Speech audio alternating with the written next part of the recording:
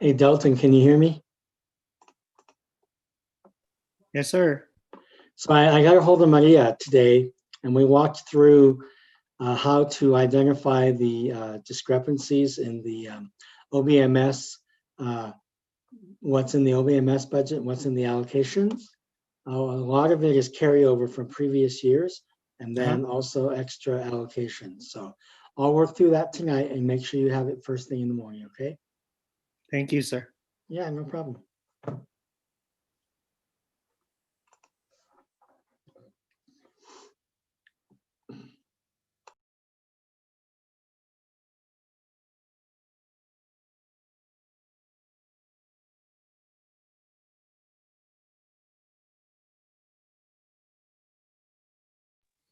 Wouldn't it be okay to use those values though, because those are actually the actual amounts that we spent?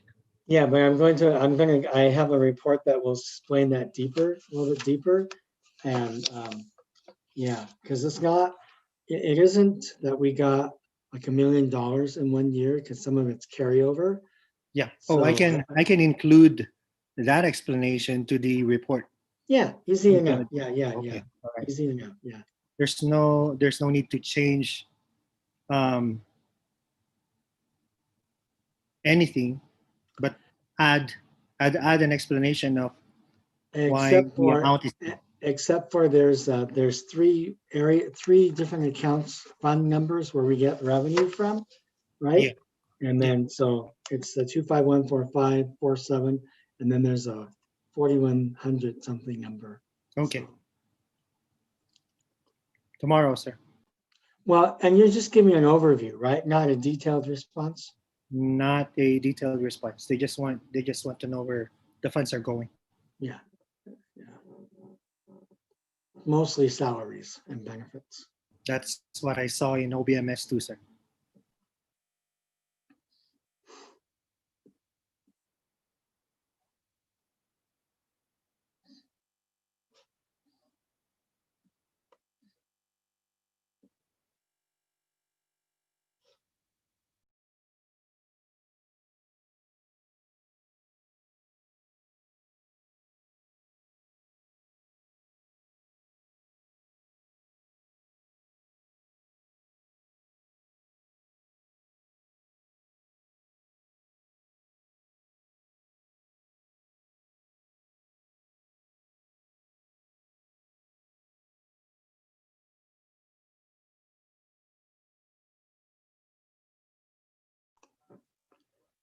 Mr. Ortiz, since the board meeting hasn't started yet, did you sign those papers for the bank account?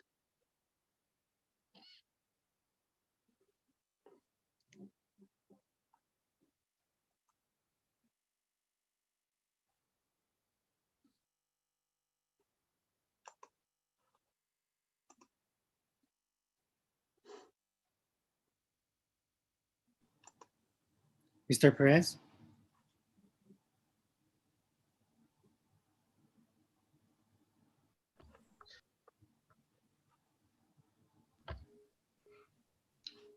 I think they're muted, Steve.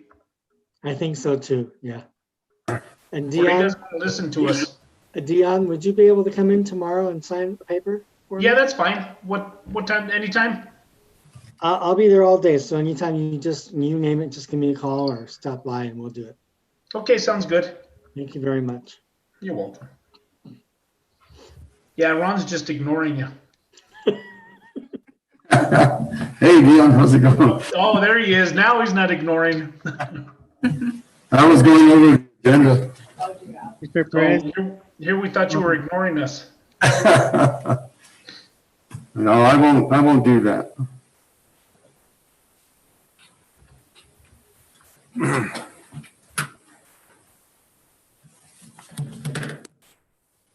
Mr. Perez, I'm aware that the chat function is on, but right now none of the participants can chat. Only the co-hosts can, unless Okay. you need to turn it down. No, we should not have the chat functioning during a regular board meeting. Yes, sir. It's currently disabled. Okay, thank So you. you see the chat function.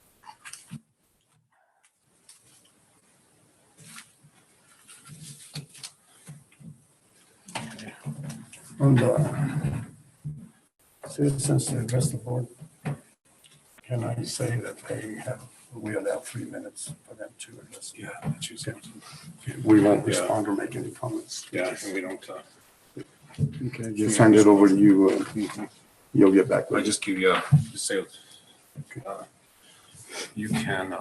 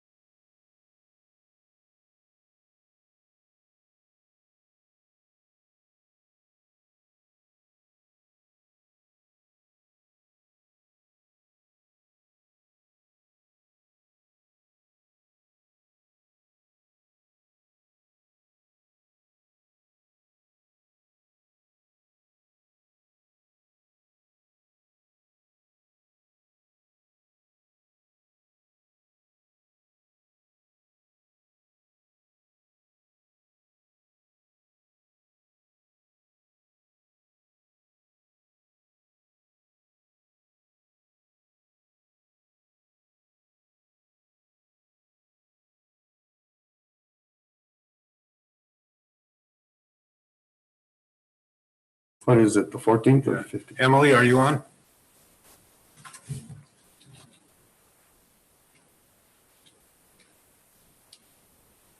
Emily Covey?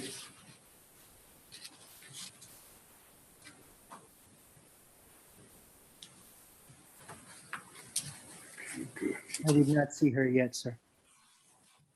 What's that? She's not on Yeah, yet. she's there. She's connecting to the audio right now.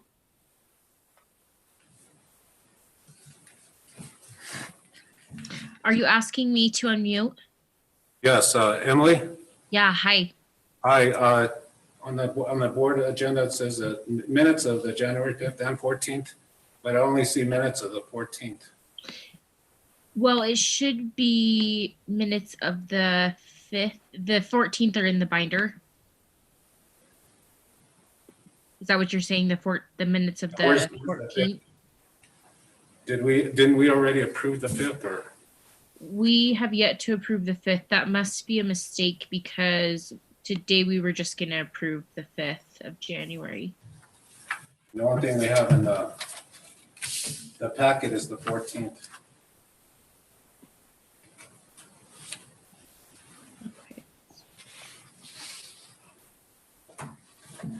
Well, actually,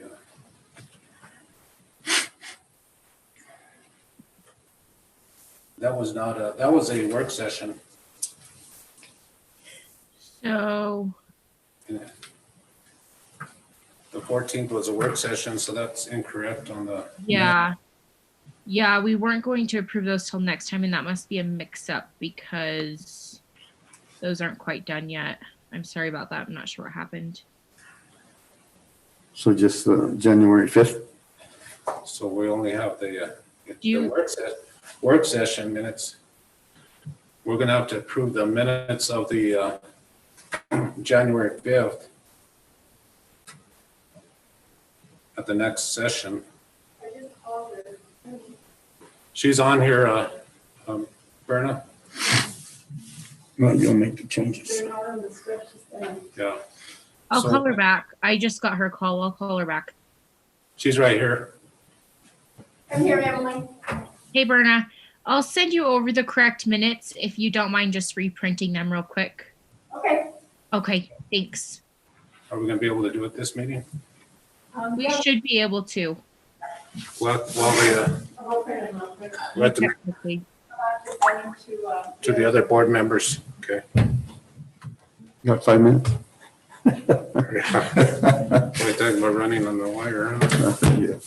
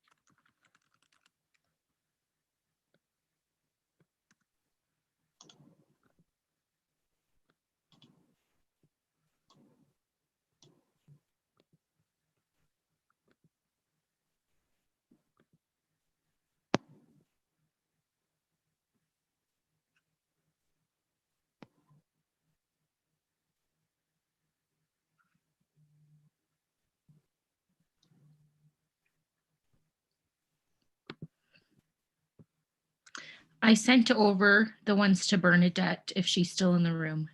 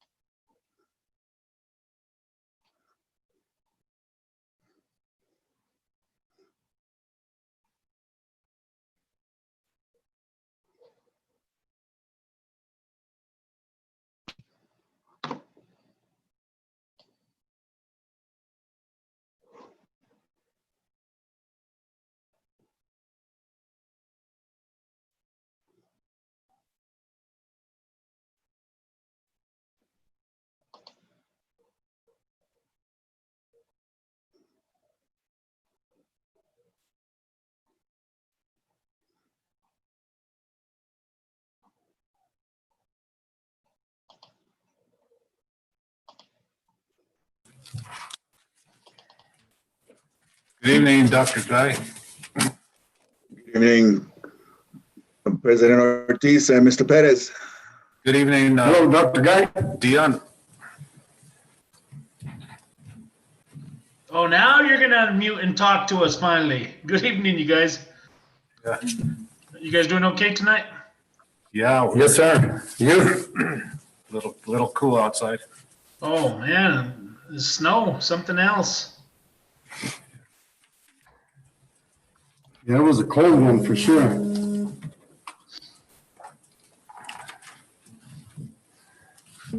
How are you, Dr. Guy? I'm doing good. I had to shovel snow this morning, Yeah, I know. and then we lost power. You lose power out there? Yes, Wow. about 3 hours, 3 hours. Yeah. Everything's working now? Everything's fine. Good, good. Yep. I forwarded those minutes to those other four, Okay. so they can. Hey, Dr. Guy, this is Richard. I do not have your evaluation. I can't I- do anything I without it. sent it in. No, sir, I don't send it again. Or what email did you send it to? The one that Ron told us to? I don't know. Let me check.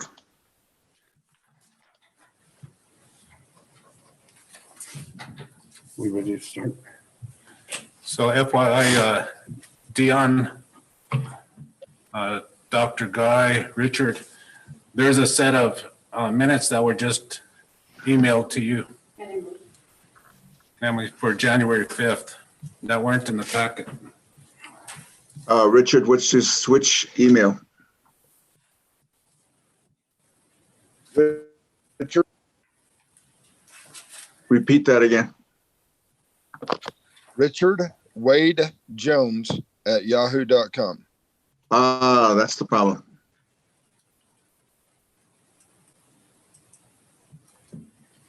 Yeah, I don't have that listed. Richard, say it again. Oh, I got it. H-A-R-D I found it. W-A-D-E I found it. J-O-N-E-S at Yahoo.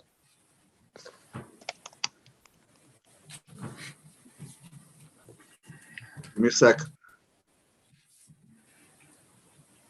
Are you ready to get going? Hold on a second. Mr. Perez? I think as soon as they're set. Okay. Hold on a second. Okay, Dr. Guy. I gotta send this document to him.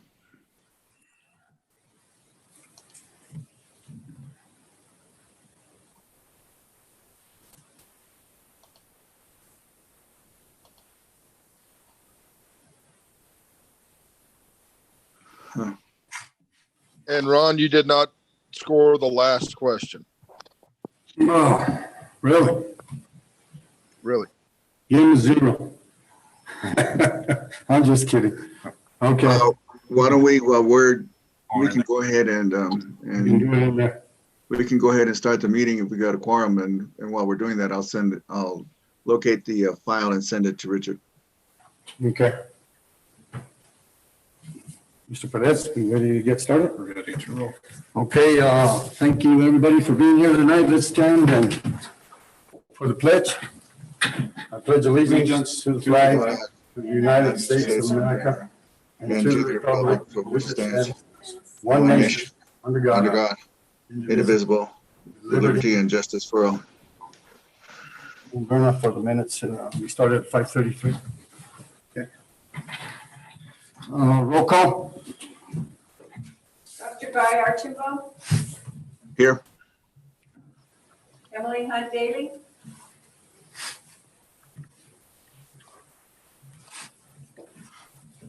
Ron Ortiz, Here. Richard Jones, I am here. Dion Sandoval. Here. Okay, Mr. Perez, adoption of the agenda. Any changes to the agenda, and if there's any, what? Okay, good evening, Mr. President, Board, everybody online here. Mr. President, I do recommend that we approve the agenda as presented. Okay, I need a motion to approve the agenda. So moved. Moved by Mr. Jones, second by Dion. All in favor, say aye. Aye. Aye. Adoption of the minutes, Mr. Perez, recommendation. Yes, sir. So as I stated earlier, the January 5th minutes were just sent to you, and the 14th were in there, but correction on those, it should be titled work session and not regular board meeting. So with that, I recommend that the board approve those minutes. I'll entertain a motion for the minutes. So move. Moved by Dion. Need a second? I'll second it as amended. Yes, as amended. Okay, so you'll second it, Mr. Jones? Yes, sir. Okay, all in favor, say aye. Aye. Okay. Down to recognitions, Mr. Perez. Yes, sir. Mr. President, Board, Mr. Jackie Sanchez, if you're on, I know that the student that we're going to recognize this evening was having some trouble getting on. Are you on? Anyone from Laguna Acoma? Student or principal?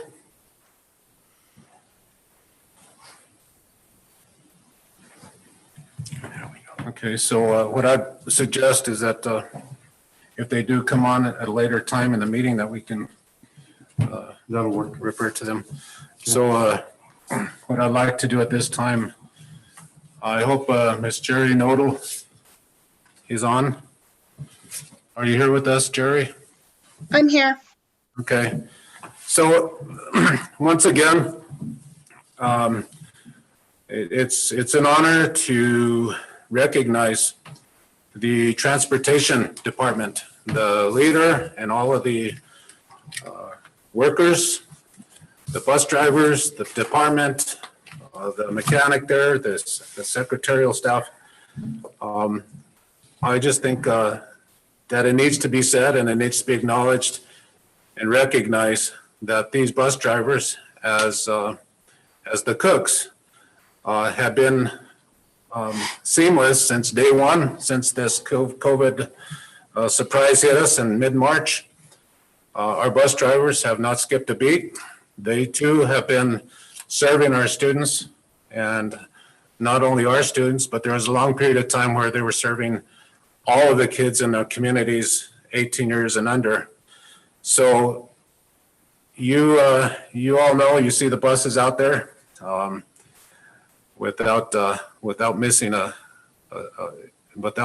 day, early in the morning, sometimes late in the afternoons. I just really like to recognize their work. I know that they work hard, and all the bus drivers that I know are very committed to their work, and their work is appreciated, and the entire efforts, our mission would not be possible if it weren't for the efforts of the bus drivers and transportation. So with that, Jerry, under your leadership, we will be presenting you with the plaque, and each of the bus drivers. I want to show one of those.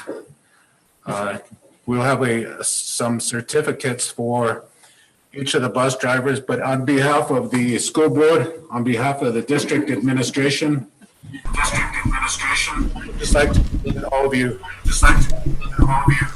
a little token of our appreciation.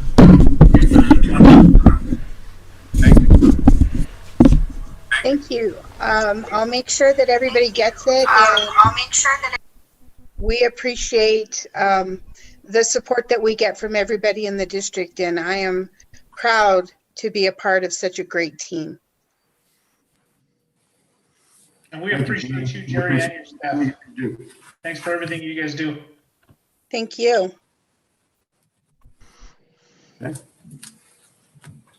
And, hello? You hear me? Yes. Yes, Miss. Okay. Ms. Ms. Daly, Jerry, I would also like to extend my congratulations to you. They advertise on TV that trucks keep America rolling. Well, certainly your buses kept our students rolling, our students and the community students from other schools fed, and there's no way this could have been done without your leadership. And so thank you very much, and keep up the good work, and extend our appreciation to all and each of the bus drivers. Thank you. Thank you. Any other comments from the board? Mr. President, this is Mr. Shambo, and I also echo what Dion and Emily have said. Excellent department, always rolling along. I see them almost every day and bouncing through the Acoma and trying to faithfully take care of their business, their work, their responsibilities, and we look forward to continued quality service by all of our drivers and the maintenance crew that maintain the facilities, and you yourself too, Jerry. Thank you. Thank you. Okay, we'll move on to citizens to address the board. Any citizens who wish to address the board can call 505-285-2603 or 03, or submit a request via email to emily.convoy@gccs.k12.nm.us. Mr. President, are you allowing individuals to call in immediately tonight to participate? I'm just referencing if they do want to address the board, that they would have to submit it. And we do have two. And we have two people that want to address the board tonight. Thank you. You're welcome, Mr. Archambault. Just remember the board tonight, you folks that are going to address the board, we allow 3 minutes, and I know it probably won't take 3 minutes tonight to address the board, but remember to try to stay at 3 minutes. Also remember that the board will not respond or make any comments to anything that you say that you address to the board. But if there's some issues that need to be looked at, we will turn it over to Mr. Perez, and he will look at it and get back with you. With that, Mr. Perez, do we have some? Yes, sir. Mr. President, board, the first citizen to address the board request is by Miss Lisa Pendergast.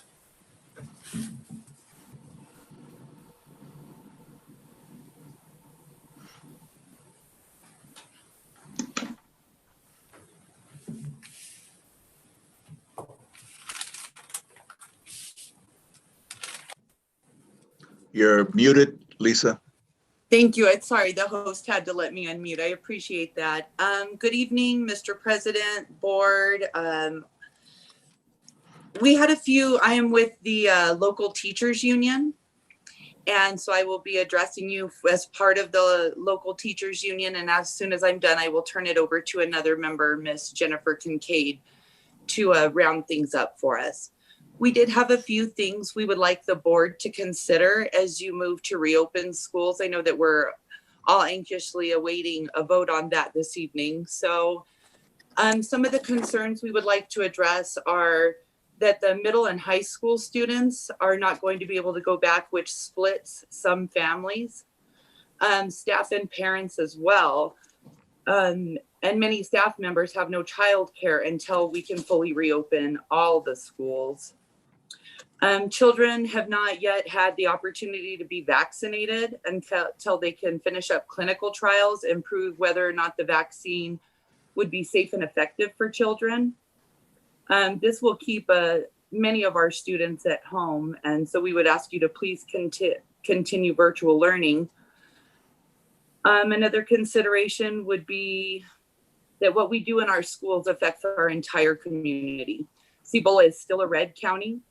It took months to get our infection rates to drop after the last reopening. We do have quite a few high-risk teachers in the district who are at grave risk from the virus. And we do have some allowances in place, and that's on an individual basis. And it seems to us that what we have heard is that it's a very different experience person to person. So we would like to see some guidelines set forth through that just to ensure equity for everyone. Teachers and support staff are leaving the field of education. We had a shortage before this pandemic began, and it's getting nothing but worse. We're seeing our colleagues leave in droves, looking for the first opportunity to retire and such. Maybe the most important consideration, student benchmarks. They're something contrived. And we want all of our students to do well, but we also believe that if we can continue a virtual learning and we're all still alive at the end, we'll have a time to catch up and be able to get everybody back to where they need to be. But we need everybody healthy in order to be able to do that. Ms. Kincaid, would you like to finish up for us? Sure. So adding to that, school staff is beginning COVID vaccinations next week, and we would ask that you consider waiting until staff have been fully vaccinated with both doses of the vaccine before we are back in the classroom for in-person learning. We would also like to have the air filtration issue fully addressed before reentry. So the MERV 13 filters or the individual air purifiers that were ordered at the last non-work session board meeting. And we are improving virtual education.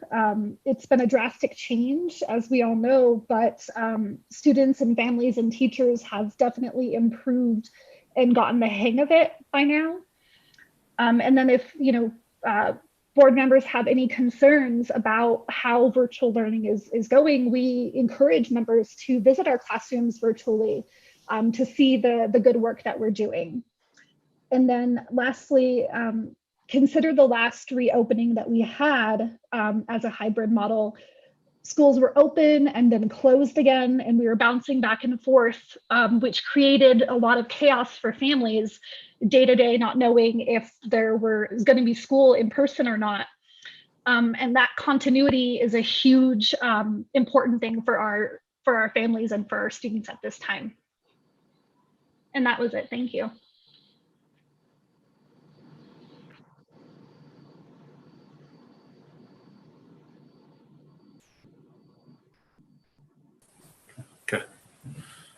Okay, the next citizen to address the board.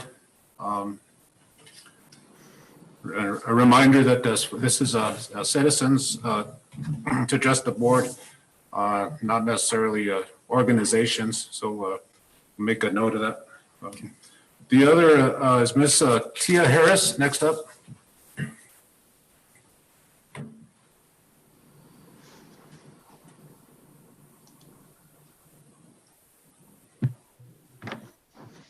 Hello. I hope everybody's doing well.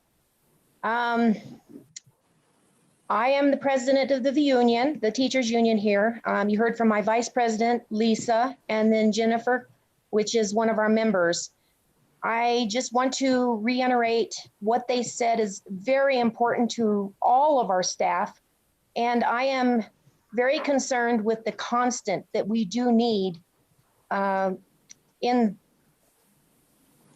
the district, such as when we are shutting down sites, it causes a lot of issues, not only with the kids, but also with parents and staff.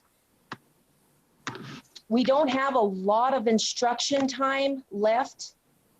I know this year is already going. We have spring break going to be just around the corner. With our numbers being the way they are, I know there's only 99 that has been in the district since August, which to me that's 99 more than we needed. And also the fact that all of our community, or most of our community, I should say, we do shop in other counties that the numbers are out of control. Plus, the big issue I'm thinking, our reservations, Acoma, Laguna, with them being shut like they are, I tend to go safety-wise. I think that's a very smart idea. But anyway, I'm leaving it into your hands, what you think is best for the staff and students. I know that you do the best you can, and I really appreciate it. And that's pretty much all I have to say. Thank you. Okay. Thank you for your comments tonight. Mr. Perez, is that it for citizens to address the board? Yes, sir, Mr. President. Presentations tonight, Mr. Perez? Yeah, so Mr. President, board, and on presentations, the first up, we have mid-year student performance. We touched on it briefly at the work session. I'd like to revisit this and give the board and everybody here a look at how our students are performing academically. So with that, I'll turn it over to Academic Services. Renee is going to share. Good evening, President, members of the board, Superintendent Pettis. Ms. Reina and I are going to present the middle of year numbers. If I may share the screen.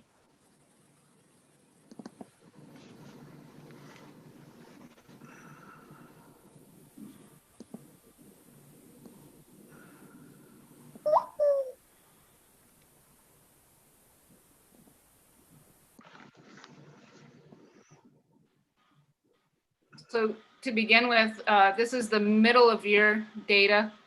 Kinder through 6th grade, we'll begin with the elementary area.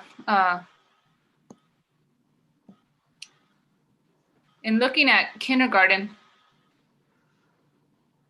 the blue represents 2021 when we went into hybrid, and the orange color represents 1920 when we were in Q2 face-to-face. In general, the elementary average is looking at a trend, the blue going, some gaps going down when we went into hybrid.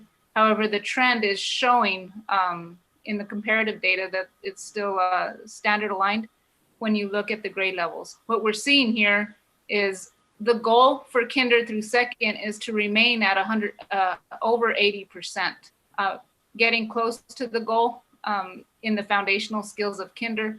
As we deepen comprehension, and we'll go a little bit further into that, Ms. Reina Sanchez will go deeper into that. Our trend is moving a little bit lower in the comprehension area.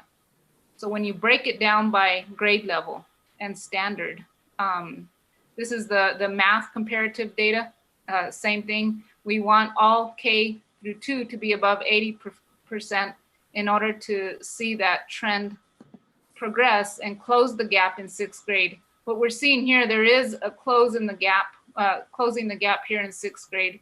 And Ms. Reyna will go into detail about how it moves into 7th and 8th grade. And you breaking it down with kinder, breaking it down standard by standard. As you look, the red in some cases is lower as we focused on the standard. One of our focus standards is vocabulary, which increased, and it was an intentional adult behavior instructional change. And you can see the increase as it progresses. Kindergarten math is showing similar trends. You're gonna see the trend line pretty close, and in some areas taking a dip and some increasing. I'm gonna briefly go over 1st grade into the standards comparison to last year. Again, the blue is 2021 and the orange is following the trend within 5 above or 5 below. Ms. Reyna, the trend hasn't changed much for math. You're gonna see the same pattern. And in this case, this is a standard that needs to be addressed and targeted a skill for interventions in 1st grade. The same thing in 2nd grade, you're seeing areas that we can target where we see a gap, and areas that we need to strengthen in comparison to last year's standards being taught. Ms. Reyna, do you want to go over the 3rd grade piece? Sure. Starting with 3rd grade ELA, you can see that there's the gaps are starting to close. In some areas, like Renee said, you're seeing higher numbers this year than last year. And as she said, those are intentional adult behaviors that have changed. In some areas that you see dips, and those are the areas that we'll focus on, create interventions for, and work on upcoming and moving forward. 3rd grade math, you see that there's some dips this year, which can be contributed to a number of factors.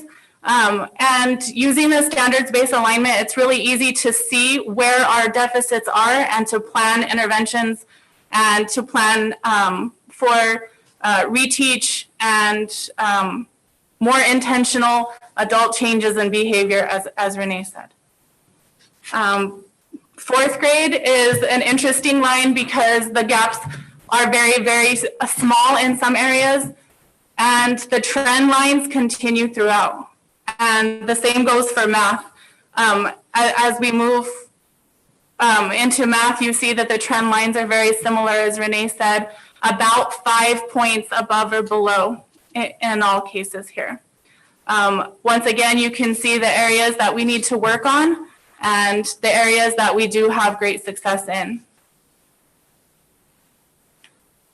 5th grade is similar to 4th, where there's definite needs of intervention and definite areas that we can celebrate, but the trend lines do look very similar. As you get in the higher grades, you can see that there's more standards that are being tested. 5th grade math, also you can see where this year there were some that did drop, and so those interventions are being planned throughout the day and then within the school day and after school. 6th grade, there's a break in the lines in a couple areas there, and that just means that those standards weren't tested last year, but they were tested this year. And so moving forward, we'll have comparative data for next year. The trend lines are a lot different, and so we're looking into the reasons for those. And then there's areas that did increase or that are higher than some of the other ones. And so we don't have data to look at for last year, but definite areas that are higher than others to focus on. 6th grade, the trend line comes back a little bit with the math. And so you can see that there are some deficits with the 41%. But then in other areas, those intentional adult behaviors, the change in instruction or the approach of instruction, and that's where you see the bigger gains right there with the 48 to when you see a drop right there, I'm sorry, to the 48%, then we know that that's where our interventions need to occur.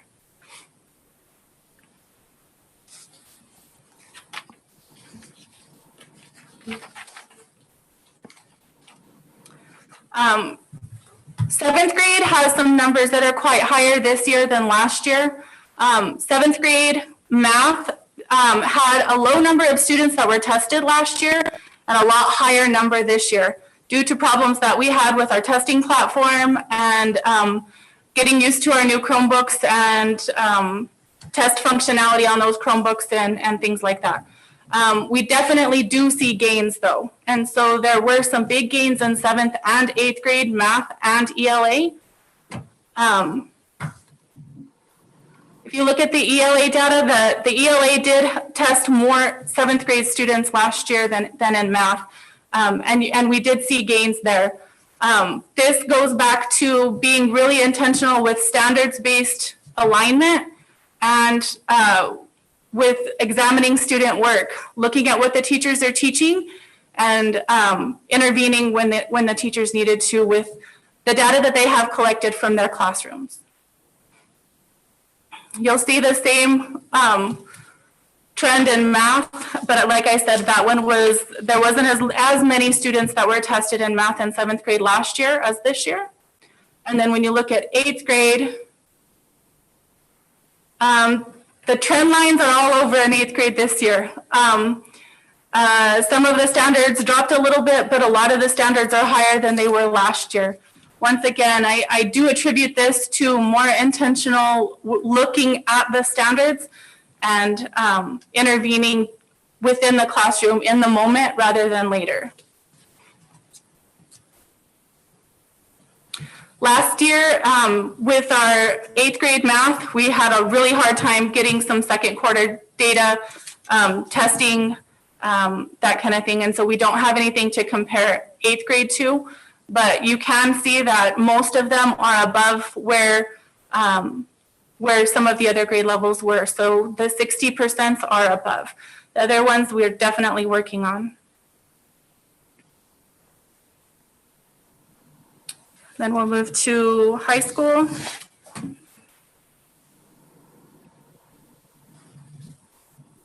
For ELA, we have a 9th grade, a 10th grade, and 11th grade average. For this year, they did drop a little bit in the 10th grade, but 9th grade stayed strong and 11th grade was a little bit higher than last year.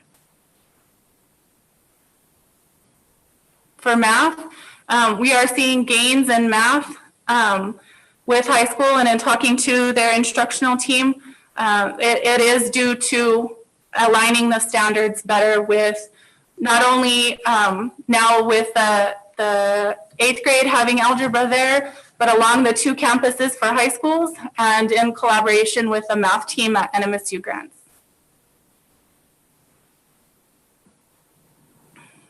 Here's our 9th grade ELA standards,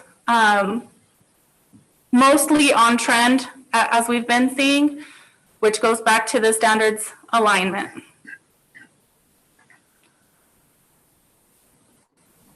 Tenth grade dropped a little bit.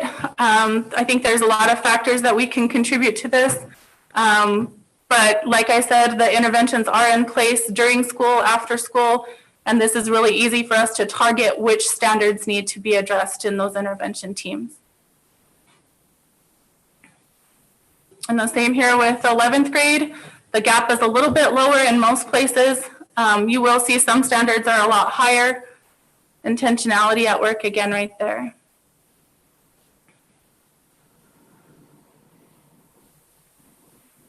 And here's our Algebra 1 standards. A lot of standards being taught. Some of these standards weren't addressed or weren't assessed at this time last year, and so that's why you see some breaks in the line there. But a lot higher than a lot of our standards were last year here, and we do believe it's due to the team effort with alignment and just looking at those standards a little bit deeper with our team from NMSU and across our 3 campuses that are teaching algebra this year.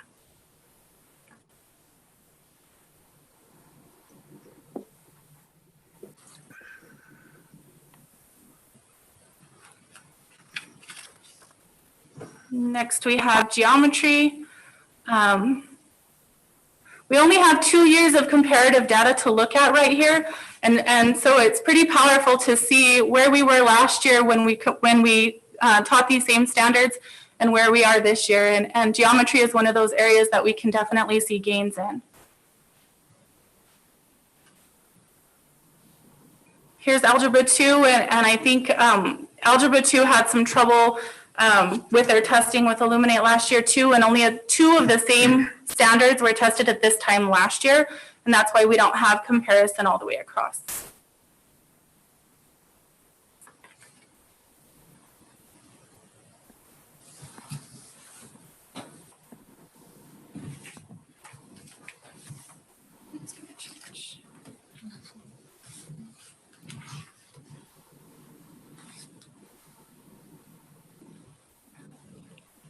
So if we break it down into a subgroup, everything's calibrated as far as test scores, and you look at the average per subgroup, you're going to see the same trends where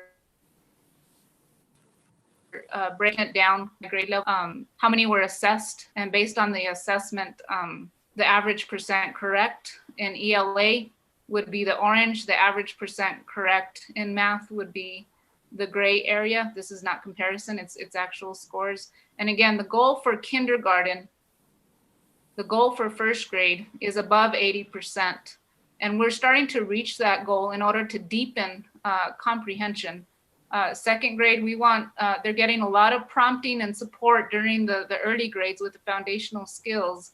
And as you see the breakdown, you can see that the trends are moving in the same direction that Reina pointed out. We see some gains, we see some challenges, but the most important part is we see areas that we can target, and the collaborative structure lends itself for the grade level teams to get together to identify students based on their targeted needs.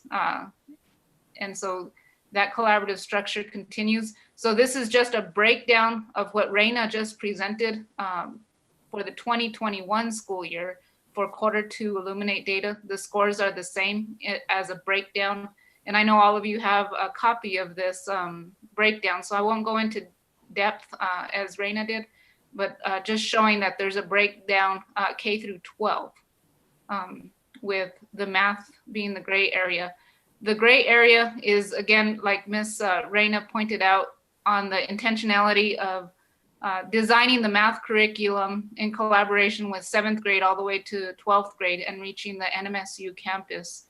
So that curriculum is almost ready to publish.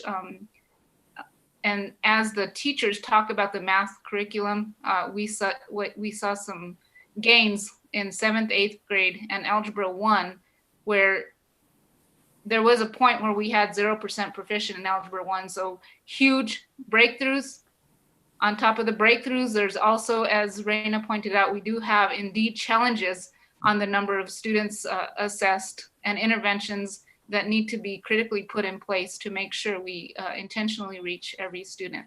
So again, there's ELA 10th grade as we move forward in Illuminate ELA. 10th grade math, which is, 11th grade ELA, large breakthroughs in that area. Algebra 1 is where we're seeing our greatest gains, is comparison to last year. And when we see other, it may be 1 or 2 students due to confidentiality, we can't identify that one. So Algebra 2. And so I'm gonna slow it down there and let Reina wrap it up. That's just a breakthrough. Reina. So we've definitely identified our areas of need, and we keep our expectations high for our students. The standards-based instruction model really lends itself so that we have, it's easy to identify the needs of our students and to put interventions in place. And all of our instructional coaches and their teams at the campuses have been able to do that. All of this allows us to keep right on track with our strategic plan and standards-based instruction. Mr. President, Board, I'd just like to make a quick comment. A couple of takeaways here is, one, you notice that the the comparison last year and this year, same test, are pretty close. And to me, based on the issues and the challenges that we've been through with COVID, I'm pleasantly glad to know that the bottom didn't fall out like many people had anticipated or projected, is that we were going to have a big drop in our academics because of the changes that we've been through. But as you can see visually, it shows that we stayed pretty close to the where we were. The other thing is the alignment. You can see those increases. That is the base. You can see also we have a lot of work to do, but we're at the beginning. We're at the start, and this is from my point of view, this is a good start and a good springboard, so that we continue as we are virtually. And as soon as we get all of our students back and get back on our normal path, you'll see that we have a lot of hope. And I believe that we're doing things the correct way to improve our academics in this district. Thank you. Thank you, Reina and Renee Sanchez, for your hard work. Is there any comments or questions from the board for Reina or Renee? Or a couple. Okay, go ahead. Mr. Jones. What percentage of our student body did we assess? 100%, 50%? What was the assessment percentage? If I could address that one, Ms. Reina. So we did, and that's a very good question. Thank you, Mr. Jones. We're looking at less students assessed this year. The percentage assessed is about 70%. The 30% that were not assessed in comparison to last year, utilizing a contingency plan to use multiple measures to assess those students, but we did decrease. And as Reina pointed out, those are where we're the challenges that we're facing and using interventions to find multiple ways to assess a student. But it's about 70%.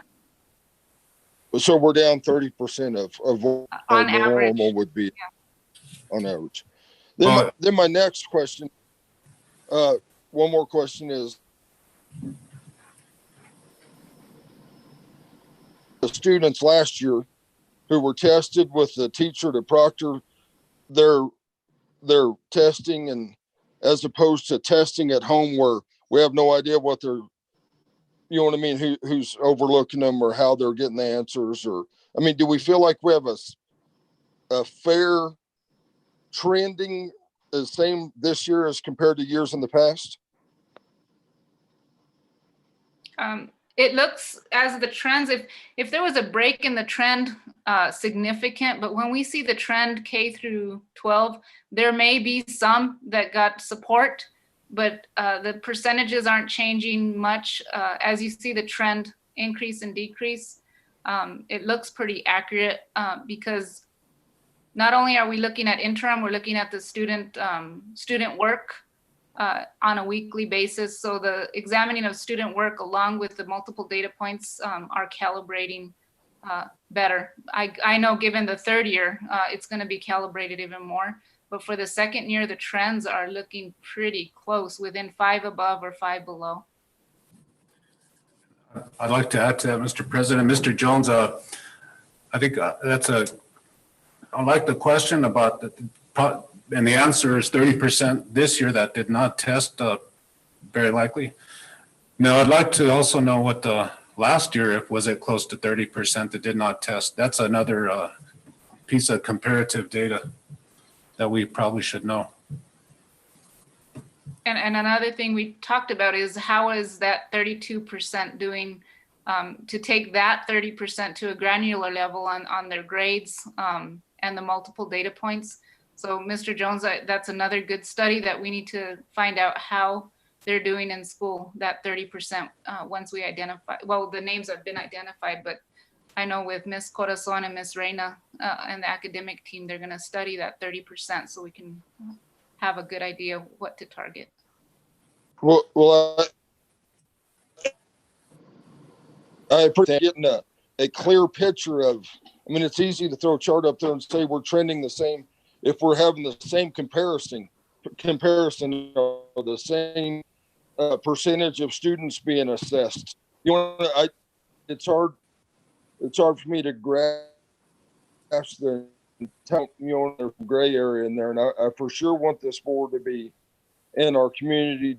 I think we need to be very, very clear with them and exactly where we come with these numbers. So thank you. Thank you, Mr. Jones. Any other comments or questions from the board? Mr. President. Yes, Mr. Archambault. Thank you. Thank you, both of you, in making the presentation. Trying to do two things. One is to analyze the data, listening to your analysis. The other is to evaluate what it means, and I think that's what Richard was alluding to. Is we had to evaluate, judge, what does it mean, and that's the critical thing. And then we have to compare that to our strategic plan, what our goals were for our district, and that has to be clearer in our minds as we go ahead. What I noticed about the data is that the same patterns were occurring, where certain standards were found students performing a bit higher, and then other standards they were not in both years. So we should ask the question, why are they underperforming again, same standards, and make a judgment as to what it is that we need to do in order to bring those scores up. The other observation I have is that the goal, from what I can tell, the goal is to have students have at least 80% of the students be found to be doing satisfactorily. And we have yet to do that in all areas. There seems to be ongoing efforts to try to get there. With the COVID circumstance, with the situation we have now, it's really difficult for us to grapple with what it is that students are having to do, either at home or at school. So we will need to continue to have the instructional teams examine very carefully what seems to be the reasons why students are underperforming, and try to remedy those things, like we have said before. So I'm still not clear, like some of us others, of the full import of this data. I think we still need to look at the special education students, the gifted students, the students who are English learners, and determine whether or not their performances are similar or different, and address those in our instructional planning that we have. Thank you. Thank you, Dr. Guy. Mr. Perez, I have a couple of questions. When you're talking about interventions for these students, are you talking about additional help or tutoring, that sort of thing, which assisted the students into better comprehension and understanding? May I? Ms. Renee, interventions, is that what you're talking about? Ms. Hunt, Mr. President. Yes, interventions within the classroom and interventions after school with tutoring and other things. So with standards-based, we're able to target the standard and then figure out exactly which students need those interventions, and then make groups just for those students. Okay. So Wednesday interventions, within the school day interventions, and after school with tutoring. So we can Thank you for clarifying. Thank you. Thank you for clarifying that. I appreciate that. I recently sat in on a presentation from, I believe it was the BIA team, some BIA teams that looked into just what you're looking into, and they found that tutoring was working and that the students were receiving probably more attention than they might have done while they were in the classroom.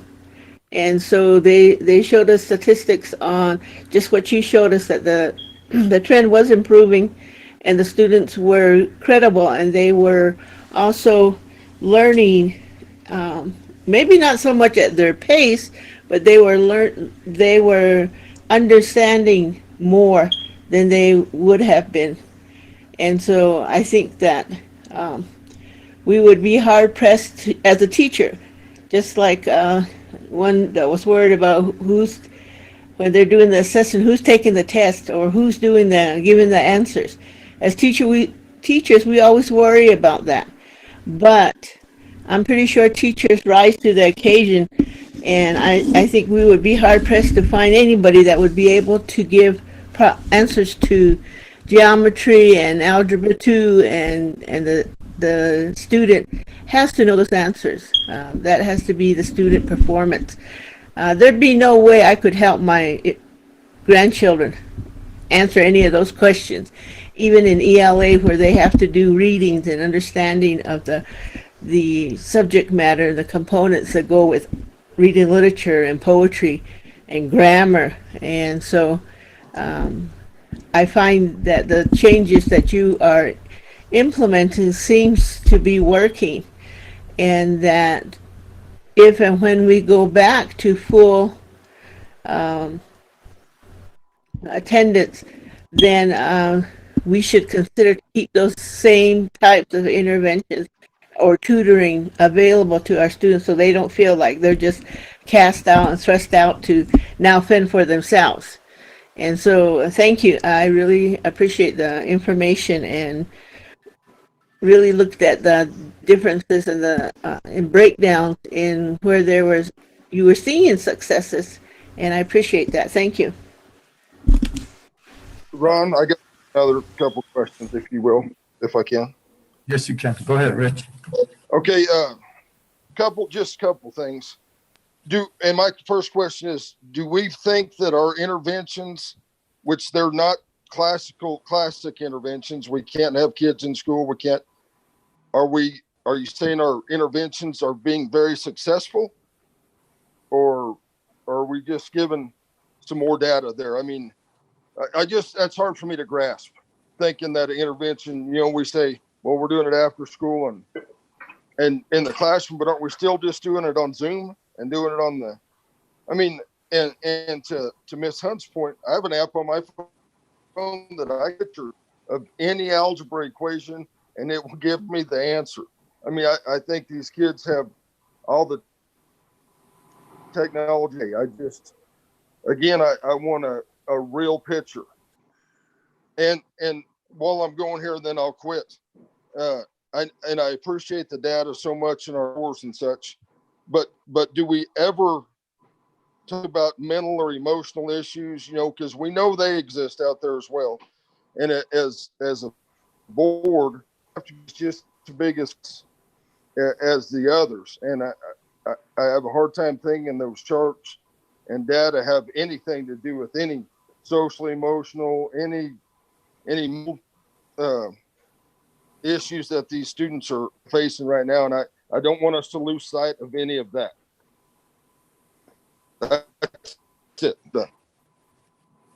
Can I respond on the intervention? Please. With the interventions, as interventions are put into place, then the teachers reassess on their own. So we're looking at, and we have been discussing reassessing those same standards later on in the year. And that's something that's an ongoing conversation, and we'll figure it out within the next quarter or by next year for sure.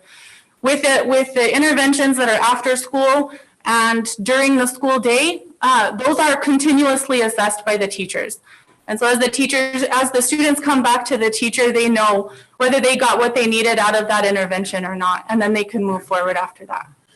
I'd like to just add, Mr. President. So And that's very much what we all want, Mr. Jones. We want to evaluate the effectiveness of all of our interventions, and we will get there in a comprehensive way. We want to know how effective these are, because we don't want to just have tutoring just for tutoring's sake, but we want to know for sure that the tutoring and those in-class interventions are in fact working. And so we're constantly on that path. I hope that's one day soon that we'll have a study that will show and prove that these things that we're doing are in fact working.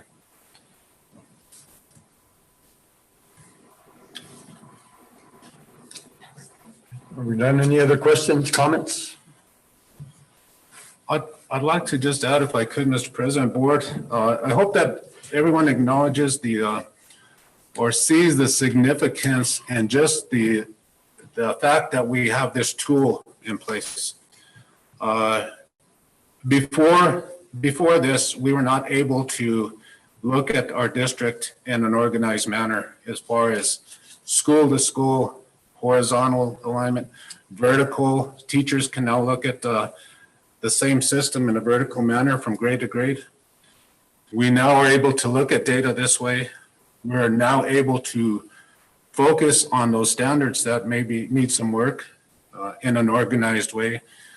So I'd just like to point out that the system itself, the assessment system, the instructional system that has been put into place gives us this opportunity to look at these things in a factual way. So just wanted to point that out. Thank you, Mr. Perez. Okay, with that, we'll move on to reentry data. Mr. Perez. Yes, sir. Mr. President, Board, I'd like to, as we had promised, we would like to share some information that we have been gathering, as you all know, through surveys, through interviews, through talking to people, through studying the environment that we're in. So I can get this, so we can get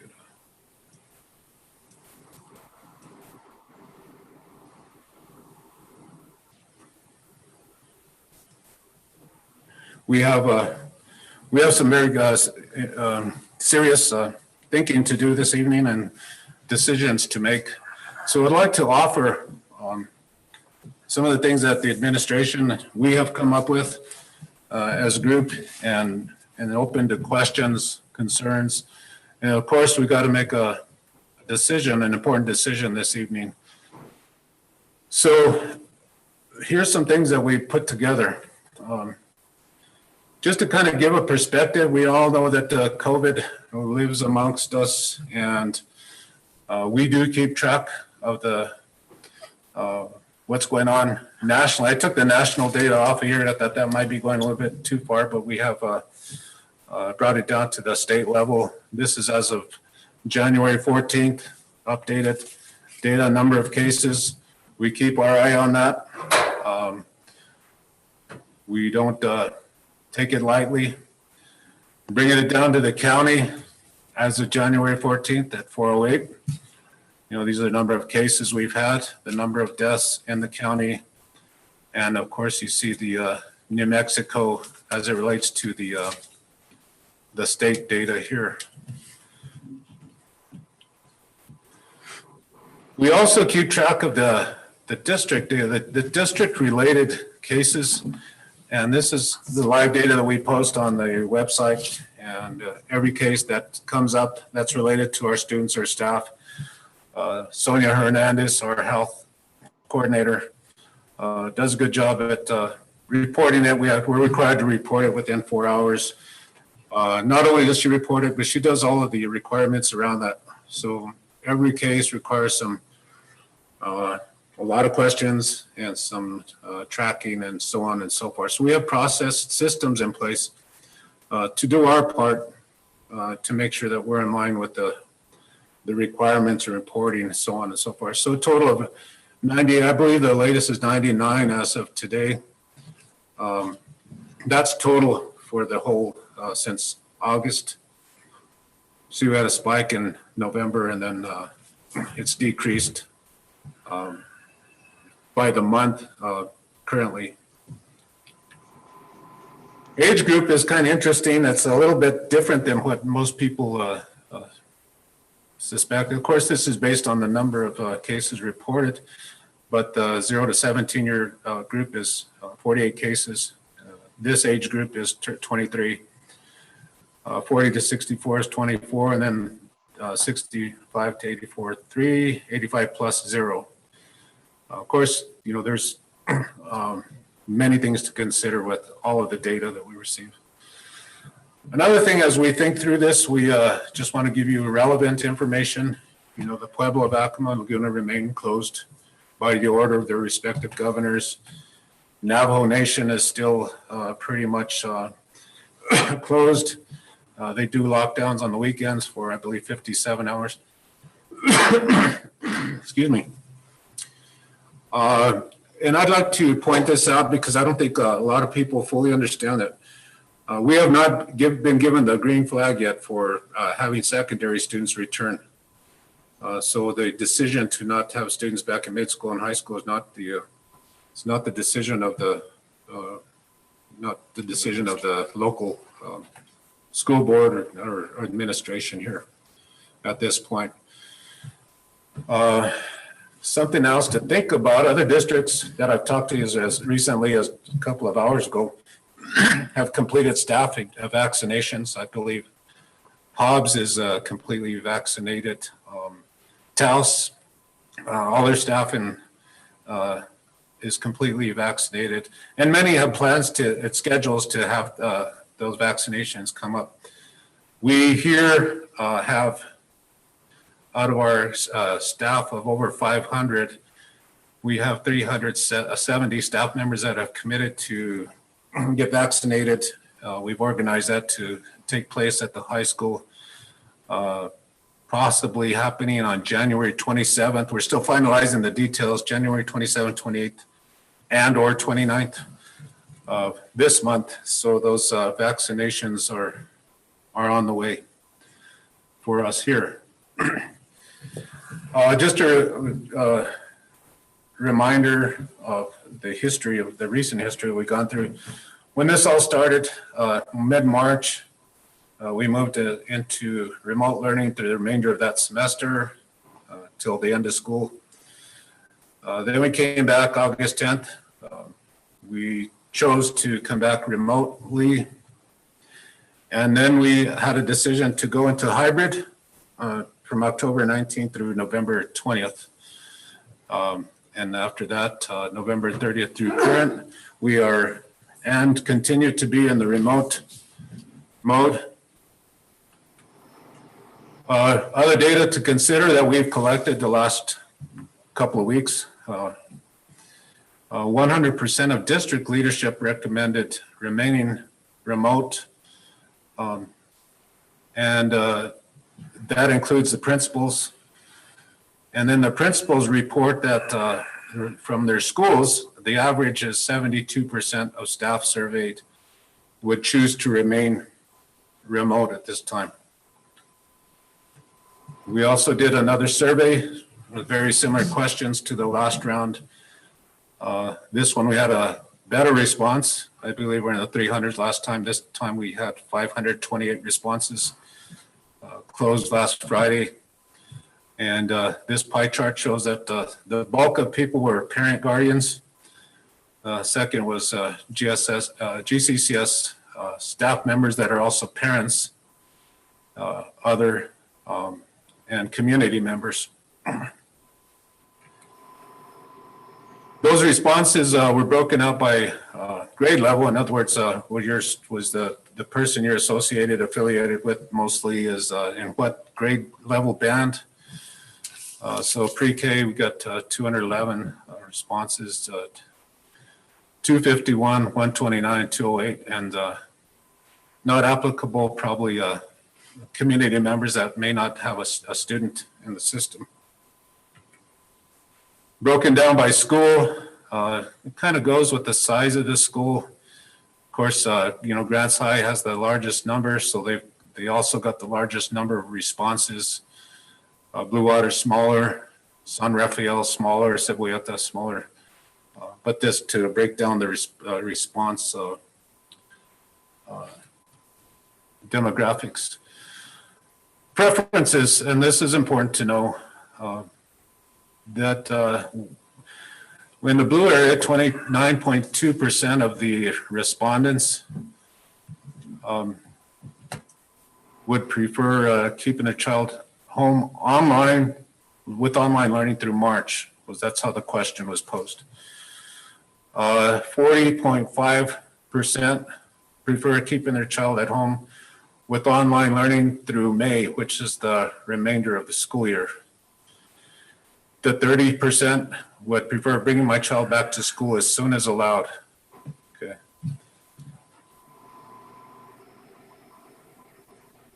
Structures that remain in place, whether it's hybrid or remote.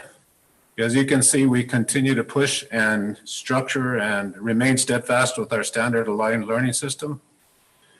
We insist on professional learning communities at every school site, whether it's hybrid or remote, and addressing individual student needs through interventions and through examining student work, valuing student work, looking at the student's work for information to guide us. And that's whether it's remote or virtual. And professional development opportunities.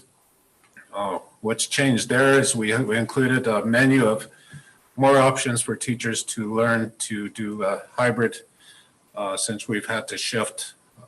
And I have to agree with the person that said earlier that teachers are in fact getting better at hybrid learning, even though we all agree it's not the best, most effective means.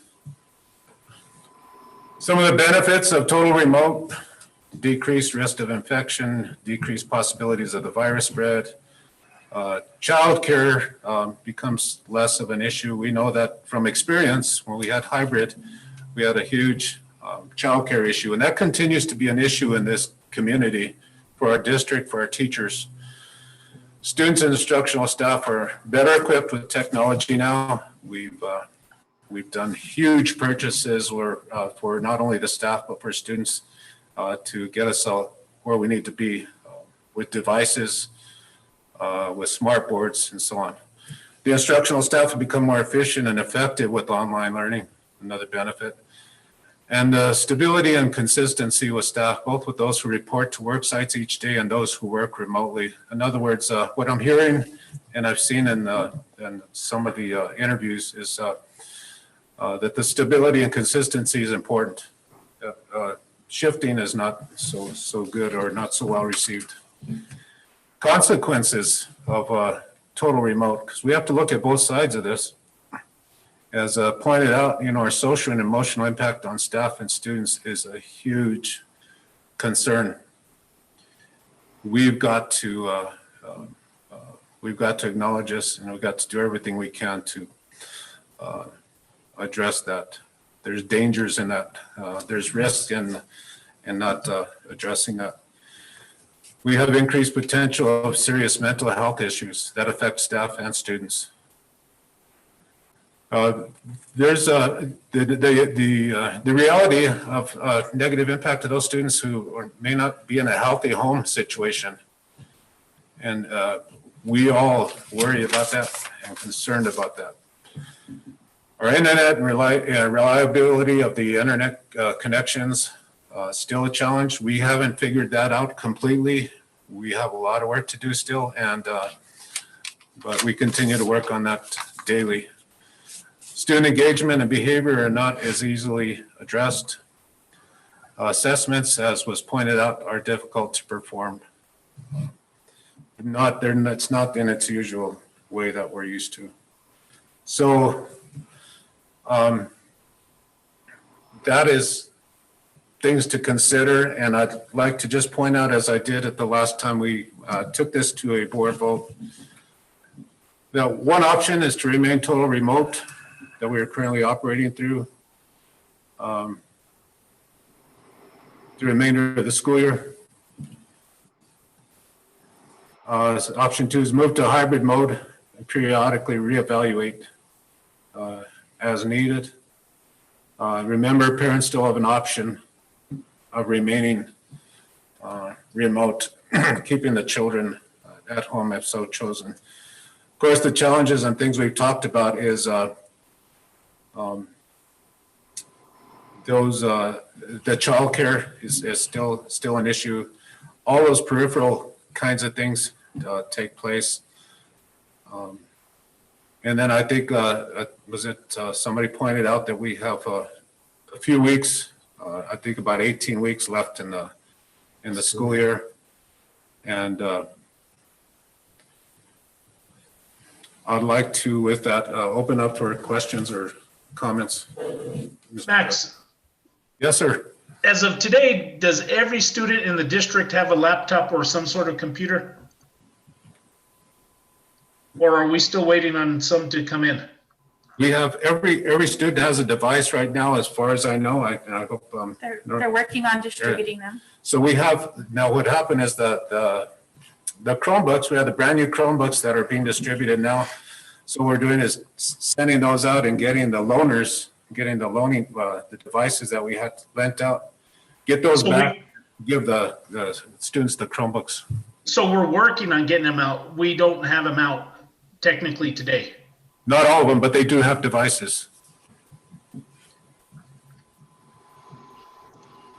What happened, Mr. Sandoval, is when we realized that some of the Chromebooks, that last layer of Chromebooks that were ordered, we knew that they were going to come in, so the schools took apart their labs and lent out all the laptops and the carts to the students. So we just got everything we could out to the students so they would have a means to connect. But with the understanding that when this time came, in which we have them all here at the district now, we're working on getting those out to the students and getting those loaners back to those carts. Okay, one more question. They had spoke earlier about the air systems. And I know way back when we had asked if it was taken care of. Or is that still an issue? Yes, Mr. Sandoval, I'm glad you brought that up because there's been a recent change, and I think Mr. Lee's here also, but if you want to add, but we've been okay to begin school because it went from the MERV 13 mandate for that type of air filter. And then as we reported to the board, it was acceptable to have the MERV 9 filters in place and we'll say, okay, you can go with that. But now with the new, I'm not sure what they call it, handbook or the new secondary Reentry guide. toolkit. Yeah. What's in there now is that we must have these air filtration systems in the school buildings, and those air filtration systems that they're recommending, they only cover so many square feet. So it turns out if you scale it down, we've got to have like 2 of those per classroom, depending on the size of the class. And then you have to have several in the larger classrooms. So it's either you have those or you have the full MERV 13 HVAC system that can handle those types of filters. It's just not, I don't know if it's feasible to remodify every HVAC system in the entire district. Rather, we'd be moving to the air filtration systems in the classroom.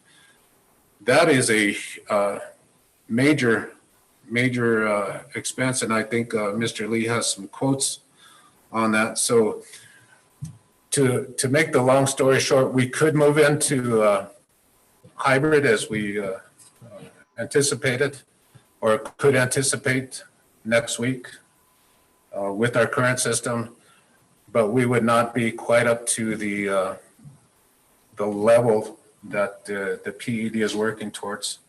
Are we concentrating on the elementary schools prior before we even start looking at the high schools and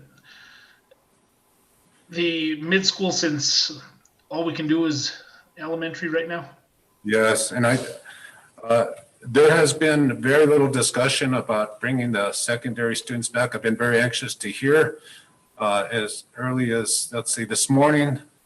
There was still not any decisions made on secondary, bringing students back secondary, or with Sally Marcus and the sports. With those, there still has not been a decision on the fall sports, spring sports, and how that's going to roll out. So. Okay, my last question, PPE, do we have enough for the staff and students at this time? As far as PPE, we're pretty well set up with and equipped with masks and gowns and sanitizers and the thermometers at every school site. So we're okay in that area. I would like to complete your the answer to your question about HVAC. Mr. Lee, are you on? You mute. Yes, I am. Can you take that a little bit further? Yeah, sure. I'm reading off of a memorandum from Secretary of Education Ryan Stewart, and it's the PED requirements for this, and I think it'll help you get a better understanding of what Mr. Perez spoke about. The Public Education Department is adhering to ASHRAE guidelines requiring schools to upgrade filters to a MERV 13 rating or the highest MERV rating determined to be compatible with the existing HVAC systems. This is important. Additionally, districts and schools unable to immediately install MERV 13 or its equivalent must work with their operations staff to take the following actions in accordance with the guidelines from the CDC. And there's 4 points here. The first, run the central air fan continuously and continually introduce clean air. That's something that we can do in all of our schools. Kind of fortunately, because we have some older systems, they don't have an ERV system, an ERV on them, which is energy return, which mixes the existing air and puts it back into the space. Most all of our systems, they introduce outside fresh air through a heater or boiler or fans, but there's no mixture of return air in many of our systems. Those systems that we do have that capability, we also have the capability through dampers of opening that up to entirely fresh air, and be introducing fresh air into the classroom continuously rather than having to mix air and have return air going back into a space. So it's unfortunate that we have the old systems, but it's fortunate because they're old technology that allows us to keep fresh air moving into those spaces. The second point, open the dampers to increase airflow and maximize clean air introduction. I just spoke about that. In some of our systems, we do have the dampers that can be moved either manually or through automation, and we can leave those completely open where fresh air is being introduced into the space. The third one is open windows and doors. We wouldn't do that during the winter. That's just not something that anyone would do for obvious reasons. And then the fourth point was the point that Mr. Perez spoke about, and it's deploy the portable fans or air purifiers with high circulation capacity in addition to prioritizing the use of these items in classrooms with higher ventilation needs. Those are 4 options that a school district can employ. We actually employed that back in October when we opened in a hybrid back then. We intend to do the same thing. And additionally, on that point number 4, I have received some quotes to outfit every classroom in the district with a HEPA filtration unit or units if it needs 2 or more. And so, yeah, we're well on our way to being ready. Okay, thanks, Vance. Thanks, Max, for answering my questions. Appreciate it. Max or Ron, I got a quick question. Yes. Did you say that 100% of the district administrators that were surveyed said they want to remain remote? Yes. That's just not true. I've had, they're texting me right now and saying that they were on the vote and said that they wanted to return kids back to school. So what? Either something's wrong with the survey or something, but I mean, I have some telling me, hey, I voted to go back to school and I'm a district administrator. I'll just tell you. So I don't know. That worries me. Okay, I'll tell you how we collected that. We had a district leadership team, which includes all the directors and coordinators. I had another commitment for about not that hour, and then Mr. Toy Bannon surveyed that group and got the information from there. The second group, I asked that the principals be surveyed at a principals meeting.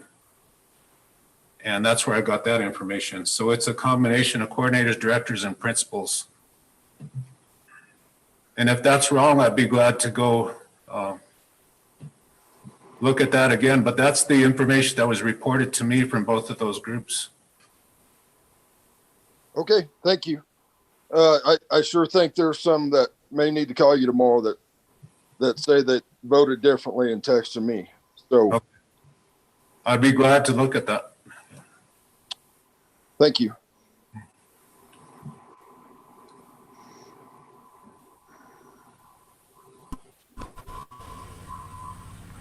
Mr. Pettis, it's just Mrs. Daly. Speaking to that, what would be your perception? Although I know maybe 100% is not accurate, but the majority percent, what would be your best guess estimate? Yeah, I wouldn't want to put a. I wouldn't want to put a. I got a echo here. Somebody have a computer on? I think it's okay now. Okay, can you hear me okay? All right, so yes, I don't want to put a number on it unless it's reported to me and I can. But my guess is that a majority, based on everything that I've collected, and I guess this one piece may be incorrect. That it's a majority of the administration for that piece. What about? I know we earlier.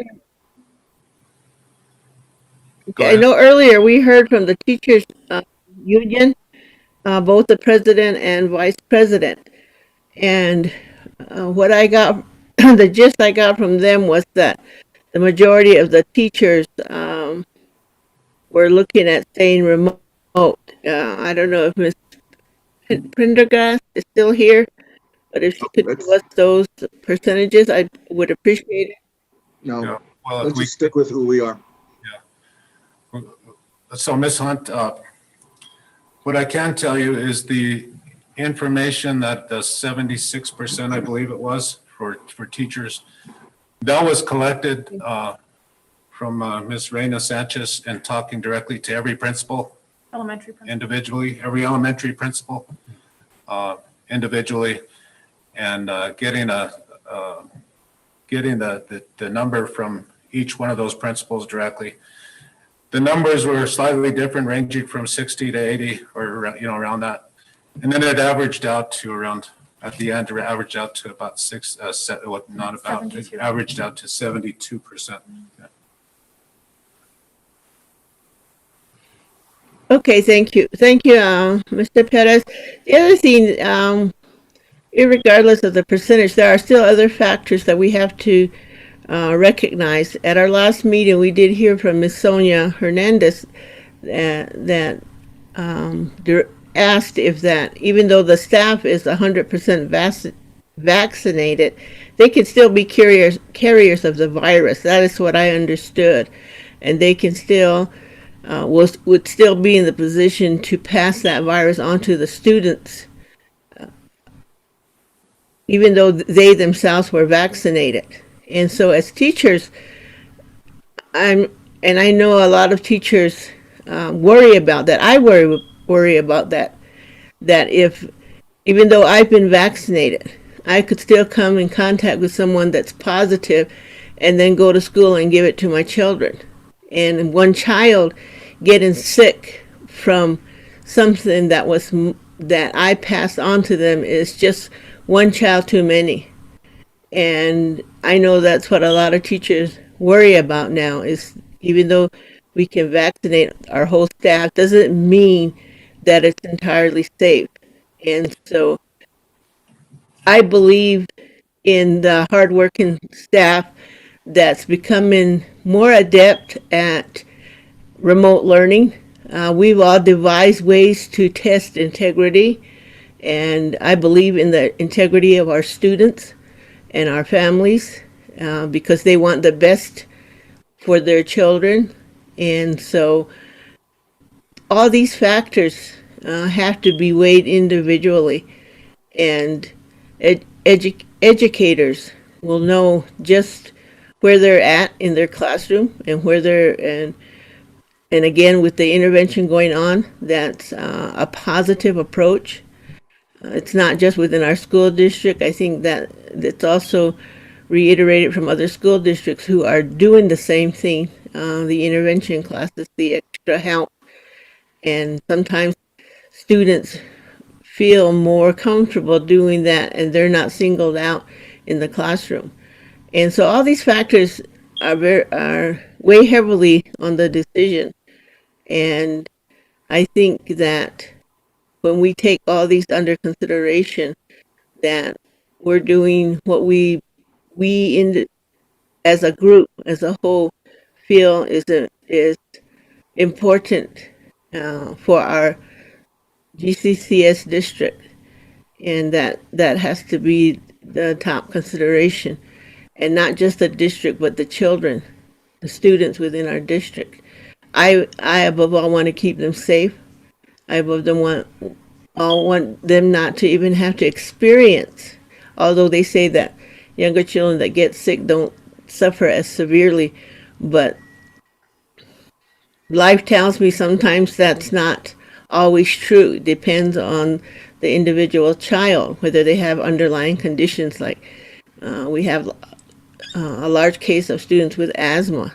And so we have to take all these things under consideration and believe in our system and believe in our community, and believe in the integrity of our students and our teachers, and make the best choice that's going to keep not just our teachers safe, but most importantly our students safe.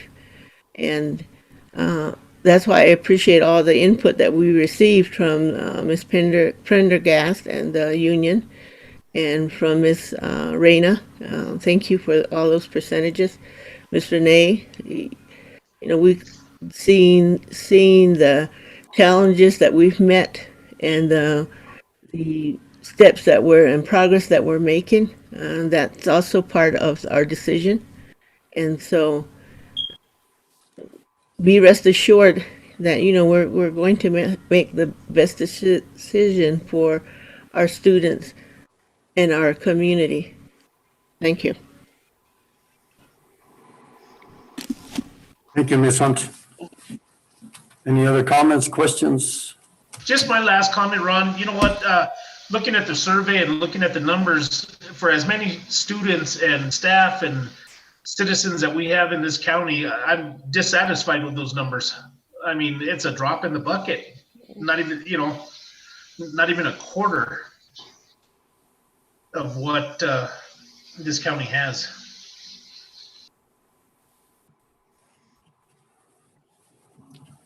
Thank you, Mr. Sandoval. Any other comments? Okay. Yep, I got another couple comments. Okay, Richard. And I'm all for talking about percentages. You can look, and I've looked all nationwide at different states and such, and I'll give you two examples: Florida and California. Florida is wide open. They're going to school. Their kids are playing sports. Restaurants are open. Business is open. And numbers. Oh, and and California is now the most closed state in the country. Their numbers per 100,000 exactly the same. There's no there is zero tracing back to any school in Florida. Their numbers per 100,000 are the same. So as far as percentages, I mean, this thing's here to stay. COVID's here to stay. It's not like all of a sudden it's going to be gone someday. And we talk about, I don't want any child sick, and I absolutely don't want any child or any teacher sick. But in our community, and I touched on this last time, and nobody seems to want to talk about it. In our school district, we've had 6 kids try to harm themselves. None of that's okay with me. Those is okay with me. In all of our stats and all of our data that's driven right now, about any social or emotional or mental health that we have for these kids. And let me tell you, this pandemic has hurt our kids emotionally like you can't believe. It's all over. Just Google it. But hard data for that as far as their scores or as far as what we can see, but it's happening every day. I listened to a thing today on screen time, how screen time was so much of a problem for young, especially 3 to 9 year olds, well before we made them all go home and get on a computer several hours a day. You know, what's the damage we're doing there? I mean, again, I think the school, I mean, I'll tell you how I'm going to vote right now. I want us to come back to school 100%. I want our kids to be able to have the opportunity to come to a safe environment, get a couple meals a day, and the best education we can and give them. I want those kids to be able to be in extracurricular activities. I want them to be able to go to college on band scholarships. I want them to go to college on academic scholarships, on athletic scholarships. But we're not doing any of that. We don't address any of it. What we're doing is failing our kids. I have the numbers on how many seniors at Grants High School are failing, and it's terrible. There's several of them that they've checked out. They have all Fs. They're not turning their computers on. No matter we get them a Chromebook or not, they're not turning it on. You know, sometimes those kids need a place to go. And sometimes, a lot of times, as all of y'all know, school is the very most safe place they can be. They don't all have great family lives. They don't all have a great emotional support at home. But we have a great bunch of teachers that absolutely are there to support them and are vested in our community. But it's a little hard to do looking through a computer screen. So we got to weigh everything out. And all of our students don't have Chromebooks or computers. And I have a hard time with saying all the administrators voted to stay home because they call them all the time. I mean, all of you board members, I get calls every day. When are we going to go back to school? Man, my kid is failing. I need him or her to go back to school every day. But I don't get any that says, man, we love this virtual learning. My kid is really rocking it. Not zero of those and hundreds of the others.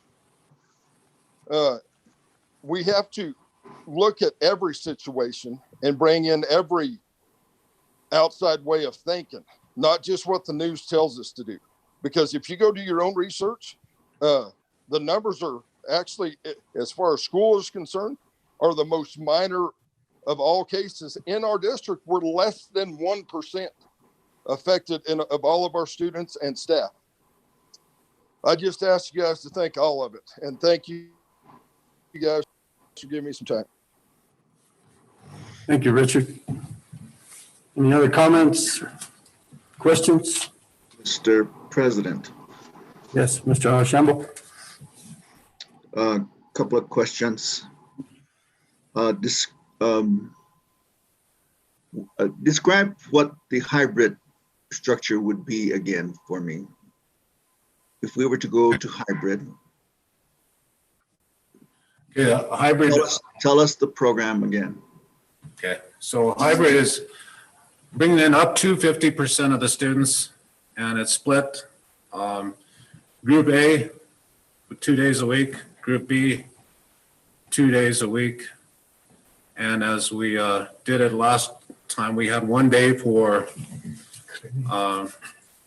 remediation, et cetera, et cetera. So every school had, in the hybrid model, or most schools, students attending 2 days a week.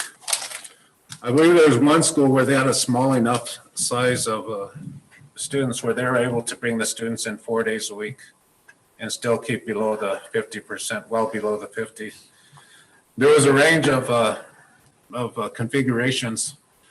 Cubeto, for example, had very few students that chose to attend the school.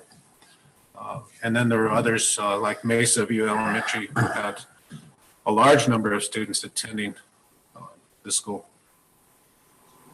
But so we still had we had students remaining at home.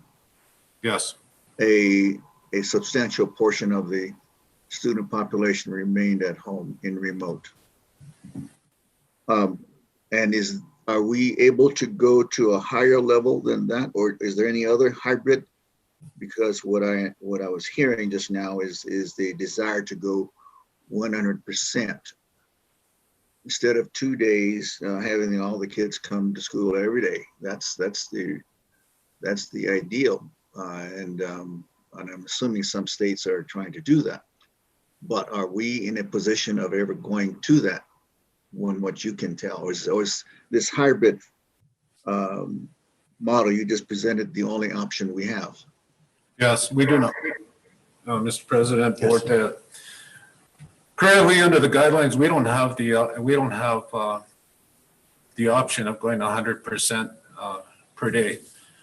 Part of it is logistical. We don't have the space in the classroom to have 6 foot distancing with every student in the classroom. So even with the 50% at some schools, if you have 50% of the students who chose to be at a school and actually showed up, I don't see how we'd be able to socially distance them even with that number. So those kind of things come into play, and calculating the distancing and so on. All right, change the subject to air filtration. There are 4 options. One is to run the central air system continuously, and that can that be done in all schools? Mr. Lee? All elementary schools. Mr. Lee?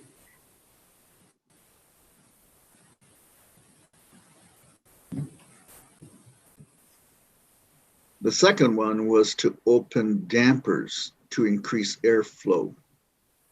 And only some of the schools could do that, from what I heard. Right. Some of the elementary schools could do that, but not all of them. Dr. Archambault. Yes. Oh, are you ready for me to answer? Please. Okay. Dr. Archambault, members of the board, Mr. Perez, those are 4 options that we can employ based on our systems. And to run the central air fan continuously, or to run the units continuously, we can do that. We can do that in any of our classrooms.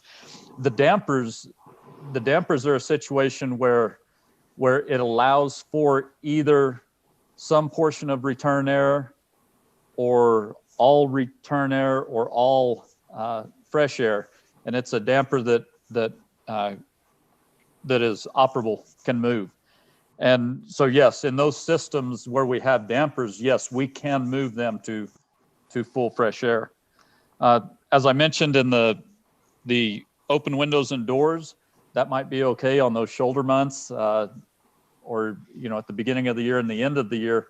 But right now, when it's 30 degrees outside, I wouldn't recommend it. I mean, it's just not good for a lot of reasons. And then Okay, the so last one. Go ahead. The last one, we're buying some deploying portable fans into the classrooms. And you said that varies in terms of the size of the classroom. Back to number 1 and 2. Back to number 2, dampers. You said some. That means 3, 4 of the elementary schools. That would be 4 of our schools. We could employ that, Cabero, Mesa View, Milan, Mount Taylor. But the other schools, they are fresh air only anyway. So there's no damper system on them. They can't bring in return air. They're not designed to do that. Cabero, Mesa View, and Mount Taylor. Cabero, Mesa View, Milan, and Mount Taylor. Okay. But San Rafael and San Rafael, Seb, see if we get to Blue Water, they just run in fresh air all the time anyway. So they don't have the capability to bring return air from the classroom back into the space. And even part of Mesa View and part of Mount Taylor is designed that way as well, where they're always bringing fresh air in. And that's kind of the goal, actually, is to bring as much fresh air as you can bring into the space. The reason that these other somewhat newer systems have that return air is for the efficiency of the unit. You know, if you're bringing warm air back through the unit, it's easy. It's not as hard on the system. But for those units or those schools that have units that are basically fresh air, bringing fresh air only in, there's no possibility for them to bring any contaminated air back through the system. You get what I'm saying? Yeah, I got it. Let's, I want to go back to November. We're at 45. And I don't know what the demographics of those 45 were. Were we operating any of those 4 options during November? Yes, we were working with those systems. With those dampers, we were actually having some problems with our damper systems anyway, and so we were transferring those over to bring fresh air in. So we're always working with the system. Yeah. No, I said, well, in November, we were already implementing option 1. Yeah.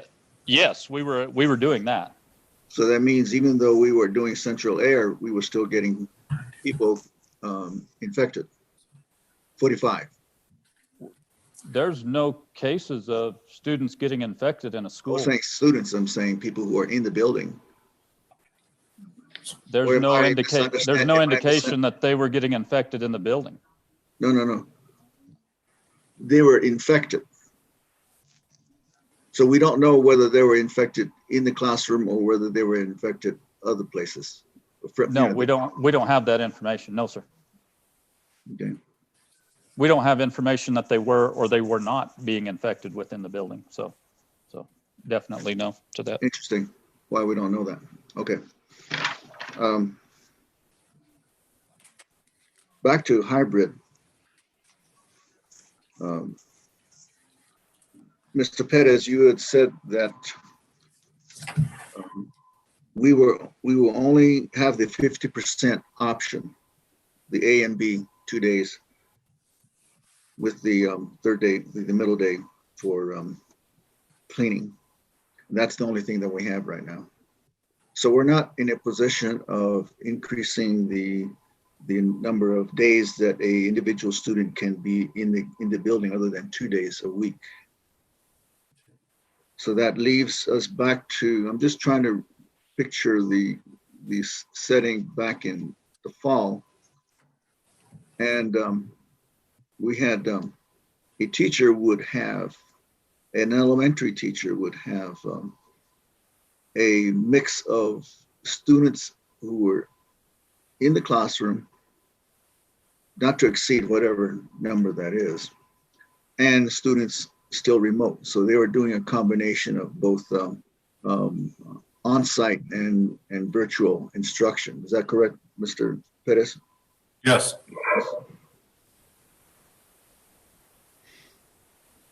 And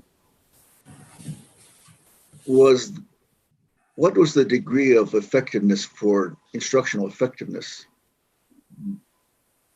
with that model, notwithstanding that we had to close some schools on occasion? The effectiveness, Dr. Guy, the only formal measure that we have is the measure that you just seen prior to this with the student data. That was the assessment that was administered last year at the same time, non-COVID, versus the assessment data that was shown to you this time during COVID. So the effectiveness, we'd have to do a really formal study on that. But I think that the data that we have is accurate. So, you know, of course, there's always the nuances of, did the students get support from home? You know, is there, you know, other peripheral factors that that influence the change of that data? But I think for the most part, the data is generally true, and it gives you a good sense of the effectiveness of how the teachers are doing with instruction. Okay, still thinking. Mr. President. Yes. We've already heard some of the board members express their position on the action item. Are we going to discuss when we get to the action item? Are we going to have discussion at that time? Mr. Perez, Mr. Ortiz? So, yes. Because typically when you have an action item, you will have discussion. This portion of the board meeting is where Mr. Perez presents his findings. At the same time, we're asking questions. However, in addition to that, some of us are already making statements about how we feel about the actual, and that's understandable. All I'm doing is trying to reason through this. Yeah. And make it, and try, wait just a second. I'm trying to reason through this and trying to get a best understanding for me as to whether or not we should remain virtual or whether we should go to hybrid. And I'm trying to understand, to the best of my ability, what we're going to do when we get to the action items. And so we're not going to ever get above the approved model of hybrid, from what I can tell. We have the other issue, that other thing, element aspect of it is that we have a plan to vaccinate staff. Question, Mr. Perez, describe the vaccination plan again for me. Okay, we set it up with the local medical professionals to offer every single GCCS staff member opportunity to get the vaccination on January 25th, 26th, 27th. Ms. Sonia Hernandez went out and asked all staff, whoever was willing to get the vaccination, sign up. We got them signed up. So we have 370 out of our total staff population that has chosen to do that. That was 70% of the staff. 300, like about 70% of the staff were willing to do that. Yeah, about 370 out of 550, approximately 530. Okay. Just thinking through it. If anyone else needs to comment, fine, while I'm thinking about it. I'll go ahead and make a comment while you're thinking. My problem and my issue is something that Dr. Guy brought up. You know, if we go back hybrid, we're going to end up doing the same things we did in the first place. Open, close, and accomplish nothing. Well, I shouldn't say we didn't accomplish anything, but did it help our students any to having them go back and forth? You know, I have a real issue with that. Then I have a real issue with our graduating graduates. Some are not being able to graduate.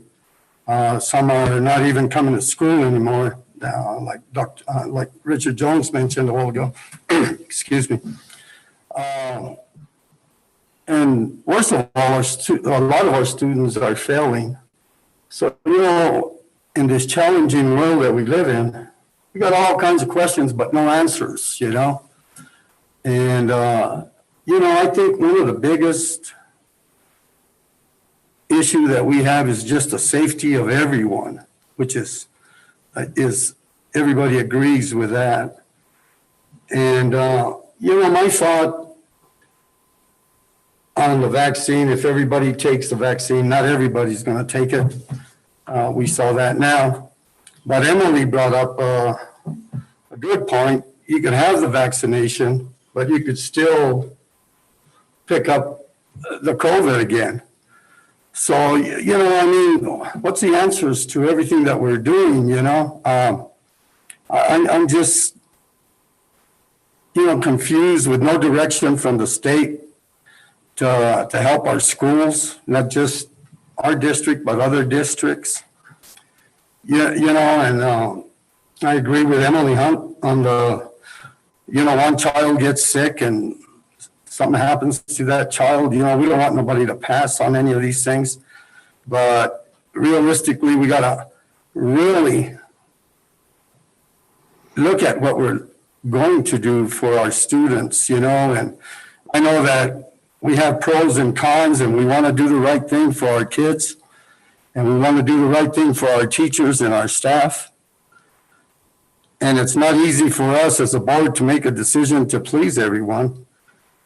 But, you know, my thought is, what if the vaccine is taken by all of us and some aren't going to take it? We know that.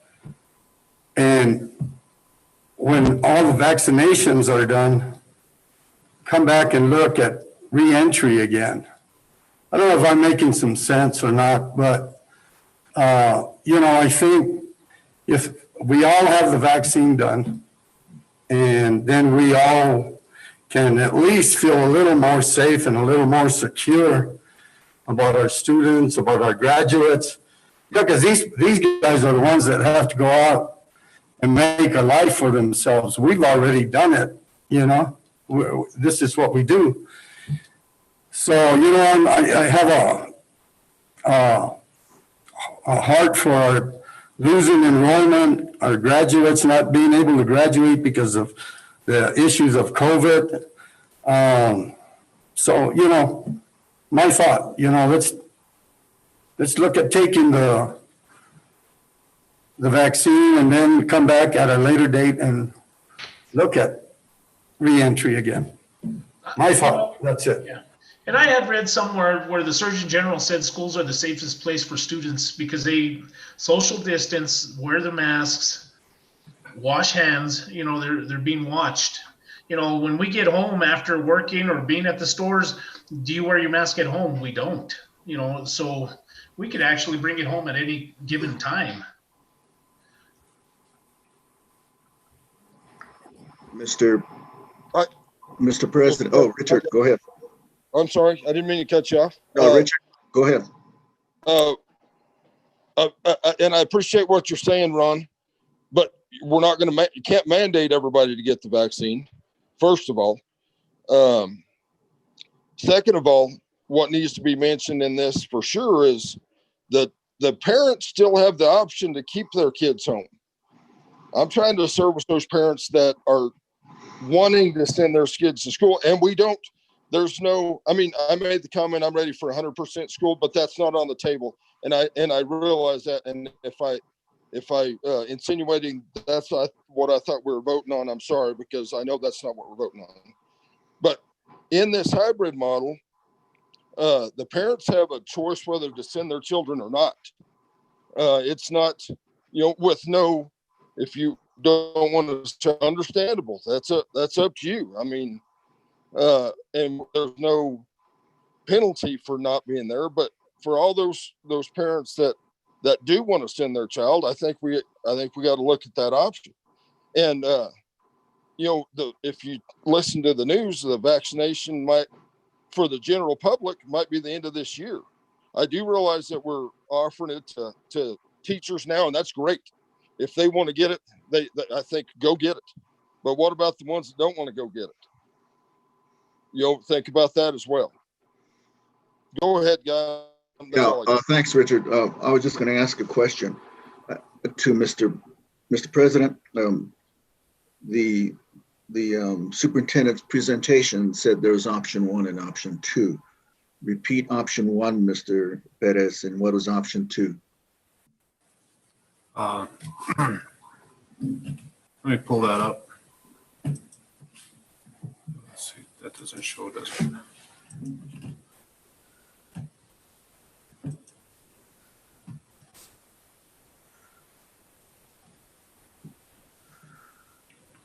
Option 1, remain total remote.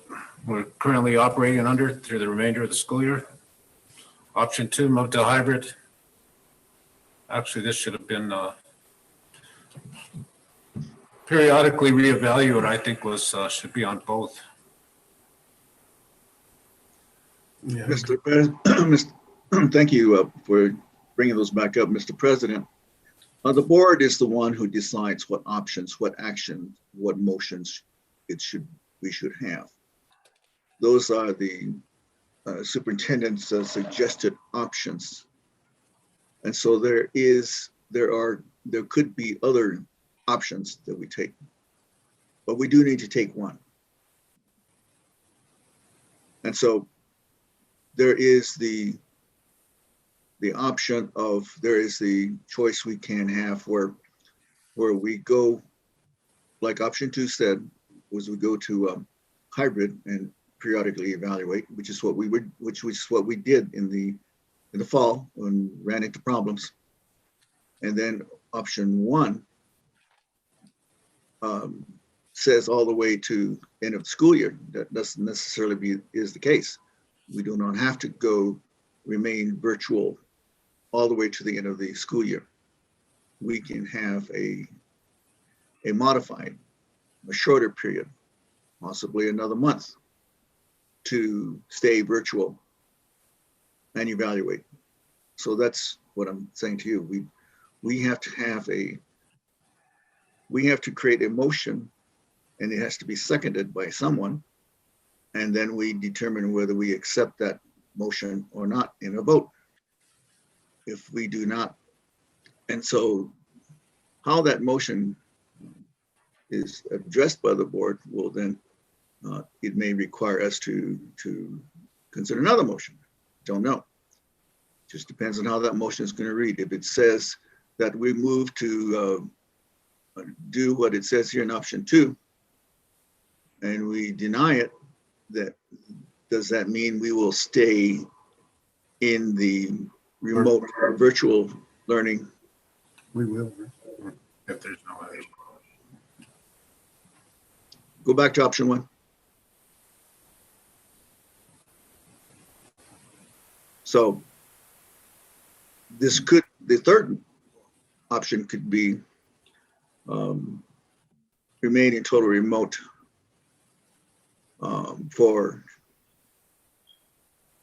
another month, something like that. Evaluate in February. And that could be a motion. Someone is going to make a motion. and we're going to have to respond. And we have those three possibilities: total remote for a period of time, total remote for the remainder of the year, going to hybrid, and you reevaluate. I think every one of those things probably will be reevaluation required.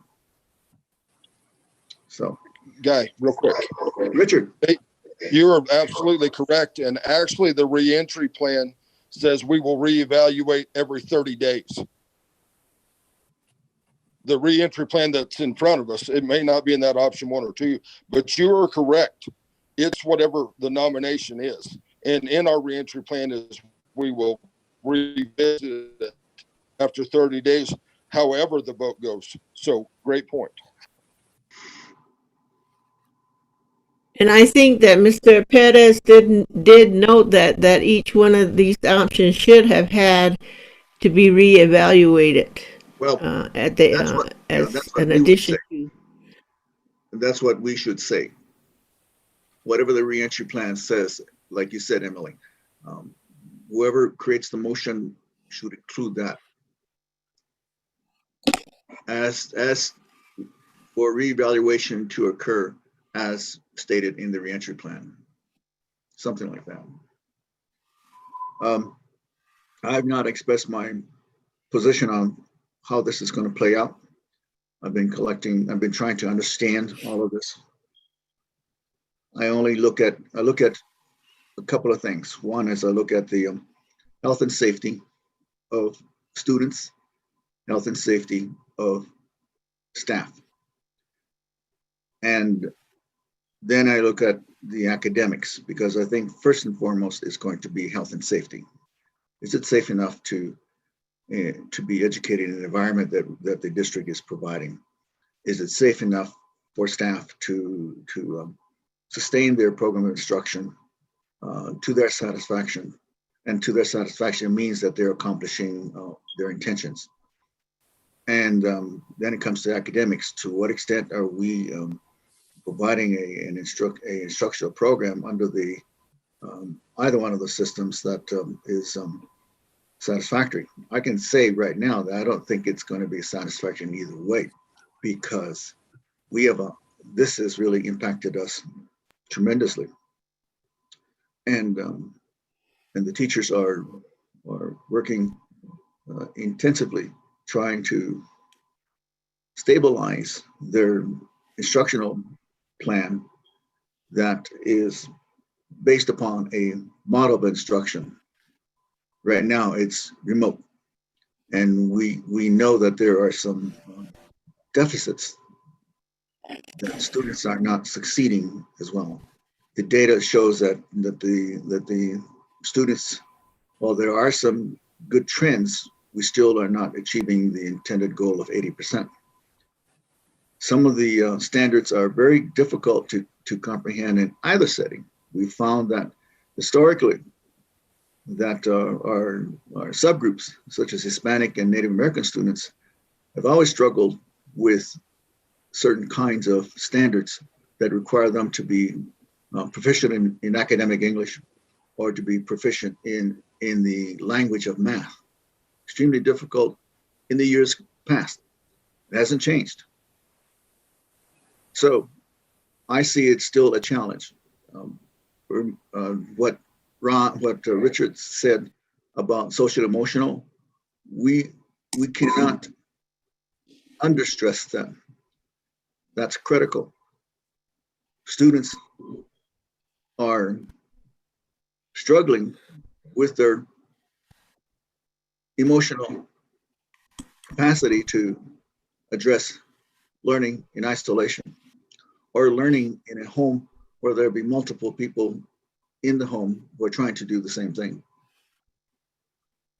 And we need to commit the district in very explicit ways that we can monitor what it is that we're doing for those students who are having emotional difficulty in coping with the system. They will still be, all students will be doing virtual learning, regardless of whether they're in hybrid or remote. So that means they still would be returning back to the remote setting and having to deal with whatever the situation is. the need, regardless of the system, is to further our understanding of what it takes on an individual basis to succeed. I am not convinced that even I, as a teacher who had taught for many years, would be able to declare that I'm totally successful with what it is that I'm doing. If I was in this setting, I really, my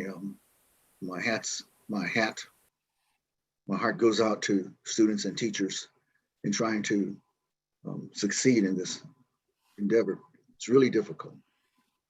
So I don't see us making a dramatic change from either hybrid to remote. I still see a challenge. The data is still saying that we've got quite a ways to go. What we need to have is a stable instructional environment that we can work with. And I don't know how long it's going to be. We say that we're going to have vaccinations. Will that improve things? Don't know. A lot of these are unknowns. Mr. President, you've expressed your viewpoints on these things, and Emily, Dion, and Richard, you have also. I'm persuaded that we need to have a stable instructional environment that the teachers can manage, and that is probably going to be something that the superintendent and the principals have to sustain, is a stable instructional environment that teachers can focus their energies on. That's all I have to say for now. Thank you, Mr. President. Thank you, board members. Okay.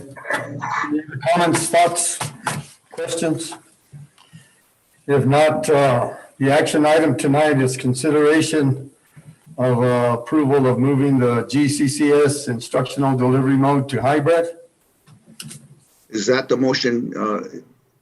That's the motion. Well, is that the motion? Or is that a motion? Got to ask for a motion, Ron. Okay, I'm sorry. We'll ask for a motion to consider approval of moving the GCCS instructional delivery mode to hybrid. I make a motion, we move to a hybrid system with revisiting as stated in the reentry plan. I second that motion. Second by Dion. Mr. President. Yes. When we vote, please have the roll call vote in alphabetical order. Okay, I have it. Okay, I'm going to go to roll call. Berna, do you want to do it or you want me to do it? Berna. Dr. Guy Archibald, No. Emily Hunt Daly, No. No. Richard Jones, Yes. Ron Ortiz, No, Ron is the tiebreaker. It has to be Dion next. Dion Sandoval, Yes.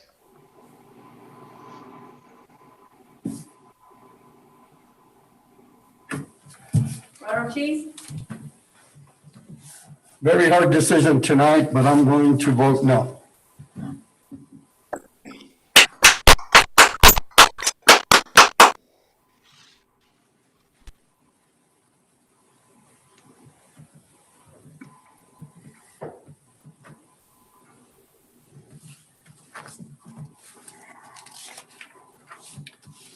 Consent agenda tonight, Mr. Perez, your recommendation.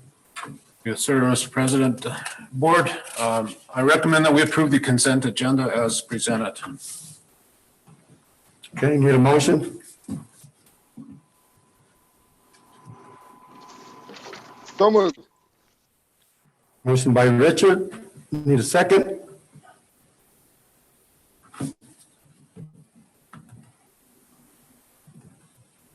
Second. Second by, all in favor? Aye. Say aye. Okay, next item. Aye. Thank you, Emily. Next item, executive session. Close executive session, close limited personnel matters to discuss the regularly scheduled evaluation of the superintendent's performance as permitted under section 10-15-1H2 of the Open Meetings Act. I need a motion tonight. So moved. So moved by Guy. Need a second? Second. Second by Richard. Roll call. Dr. Guy Archambo, Yes. Lehan Davey,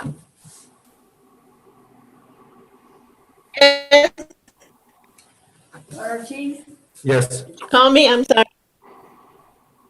Richard Jones, Yes. Leon Sandoval, Yes. Almost 7:38, I believe.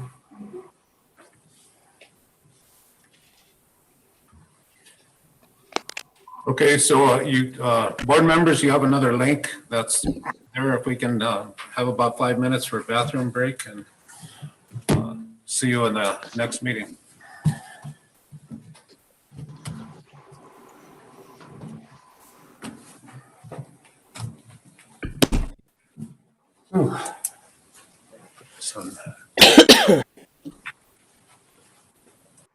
I'll leave this link open, Mr. Perez,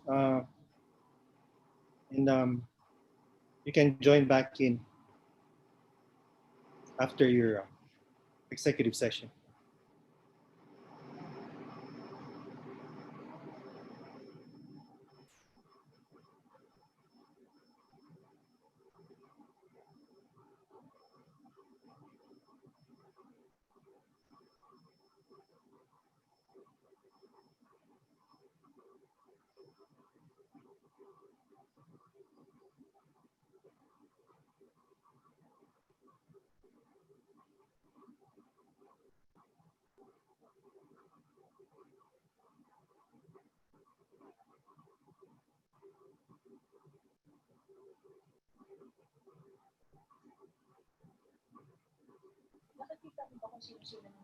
Thank you for joining, everyone. They're currently in executive session. You may stay as you wish, but as soon as they complete the executive session, they'll be coming back and make a motion to adjourn. So please feel free to stay, but that's basically what will happen after the executive session. Thank you.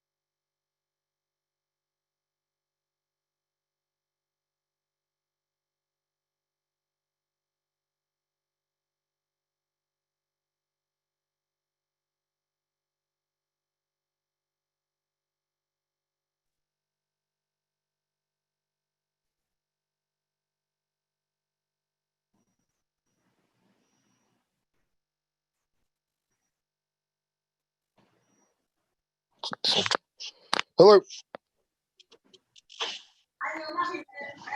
We can hear you, sir.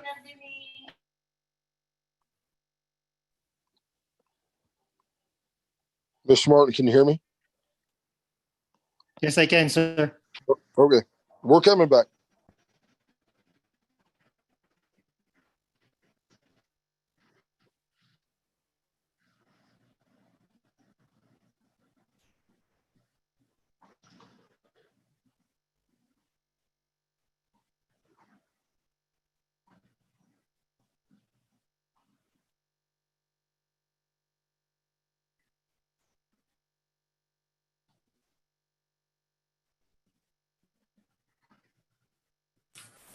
Is everybody on?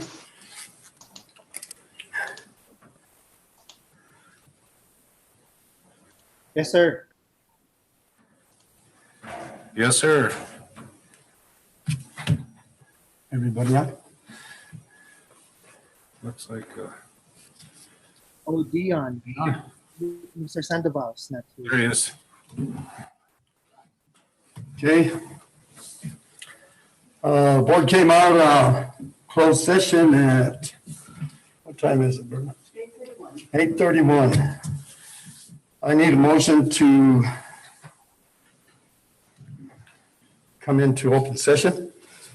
Tell them what we discussed in there. Oh, I'm sorry. Thank you for that.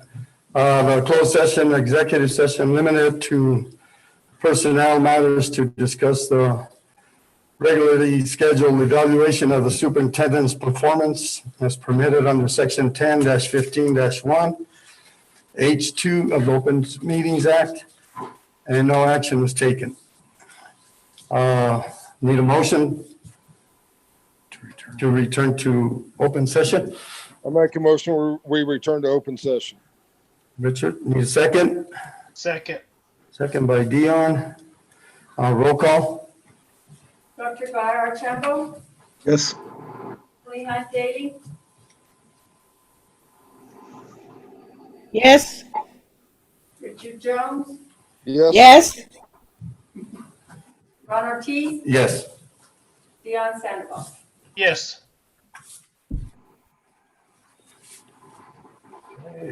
Superintendent's report.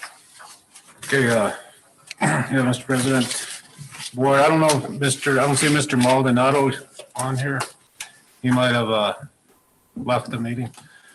But generally, for the audit update, we talked a little bit about it. We can't give a lot of detail until it's official, until the audit is submitted to the state auditor. So I don't want to give any information that I'm not allowed to, but we do have the audit process up and going. And we will have an audit exit. And actually we had the audit exit, and the data reports submitted to the state auditor. We have to wait 5 days after it's submitted, and then it can be published in public. And so we're well into that process.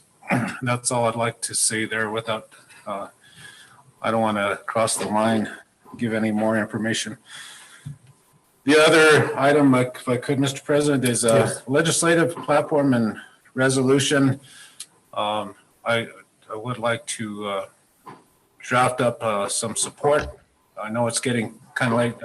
The legislative session is coming up. I've expressed to the local legislators some of our needs, wants, where we're at as a district, but I'd like to draft up a formal document that will state what our board agrees on to push for, support, advocate for during this legislative session. So I'll be working on that the next couple of days and bring it forth to the board for your approval. The legislative push that I think most districts are doing right now is hold harmless because of the drop in students at all the districts across the state. We need to address what the resolution might be to the increasing insurance costs are to the employees. And then there's also some support for supporting early childhood across the state. So there's a few things that I need to look at closely and package and bring forth to you all here in the next few days. And that's all I have, Mr. President. Okay, thank you, Mr. Perez. Board comments tonight? Any comments from the board? Mr. Daniel Shambo? No comments, okay. Emily? No, okay. Mr. Jones? I think I've made lots and lots of comments tonight. I appreciate you all. Thank you. Okay. Mr. Sandoval? No comments. Okay, and I don't have no comments. Announcements, they're there. Future agenda items, get a hold of Mr. Perez and myself. And I need a motion to adjourn. Moved. Moved by Emily, need a second? Second. Second by Guy. All in favor, say aye. Aye. Okay, thank you, everybody.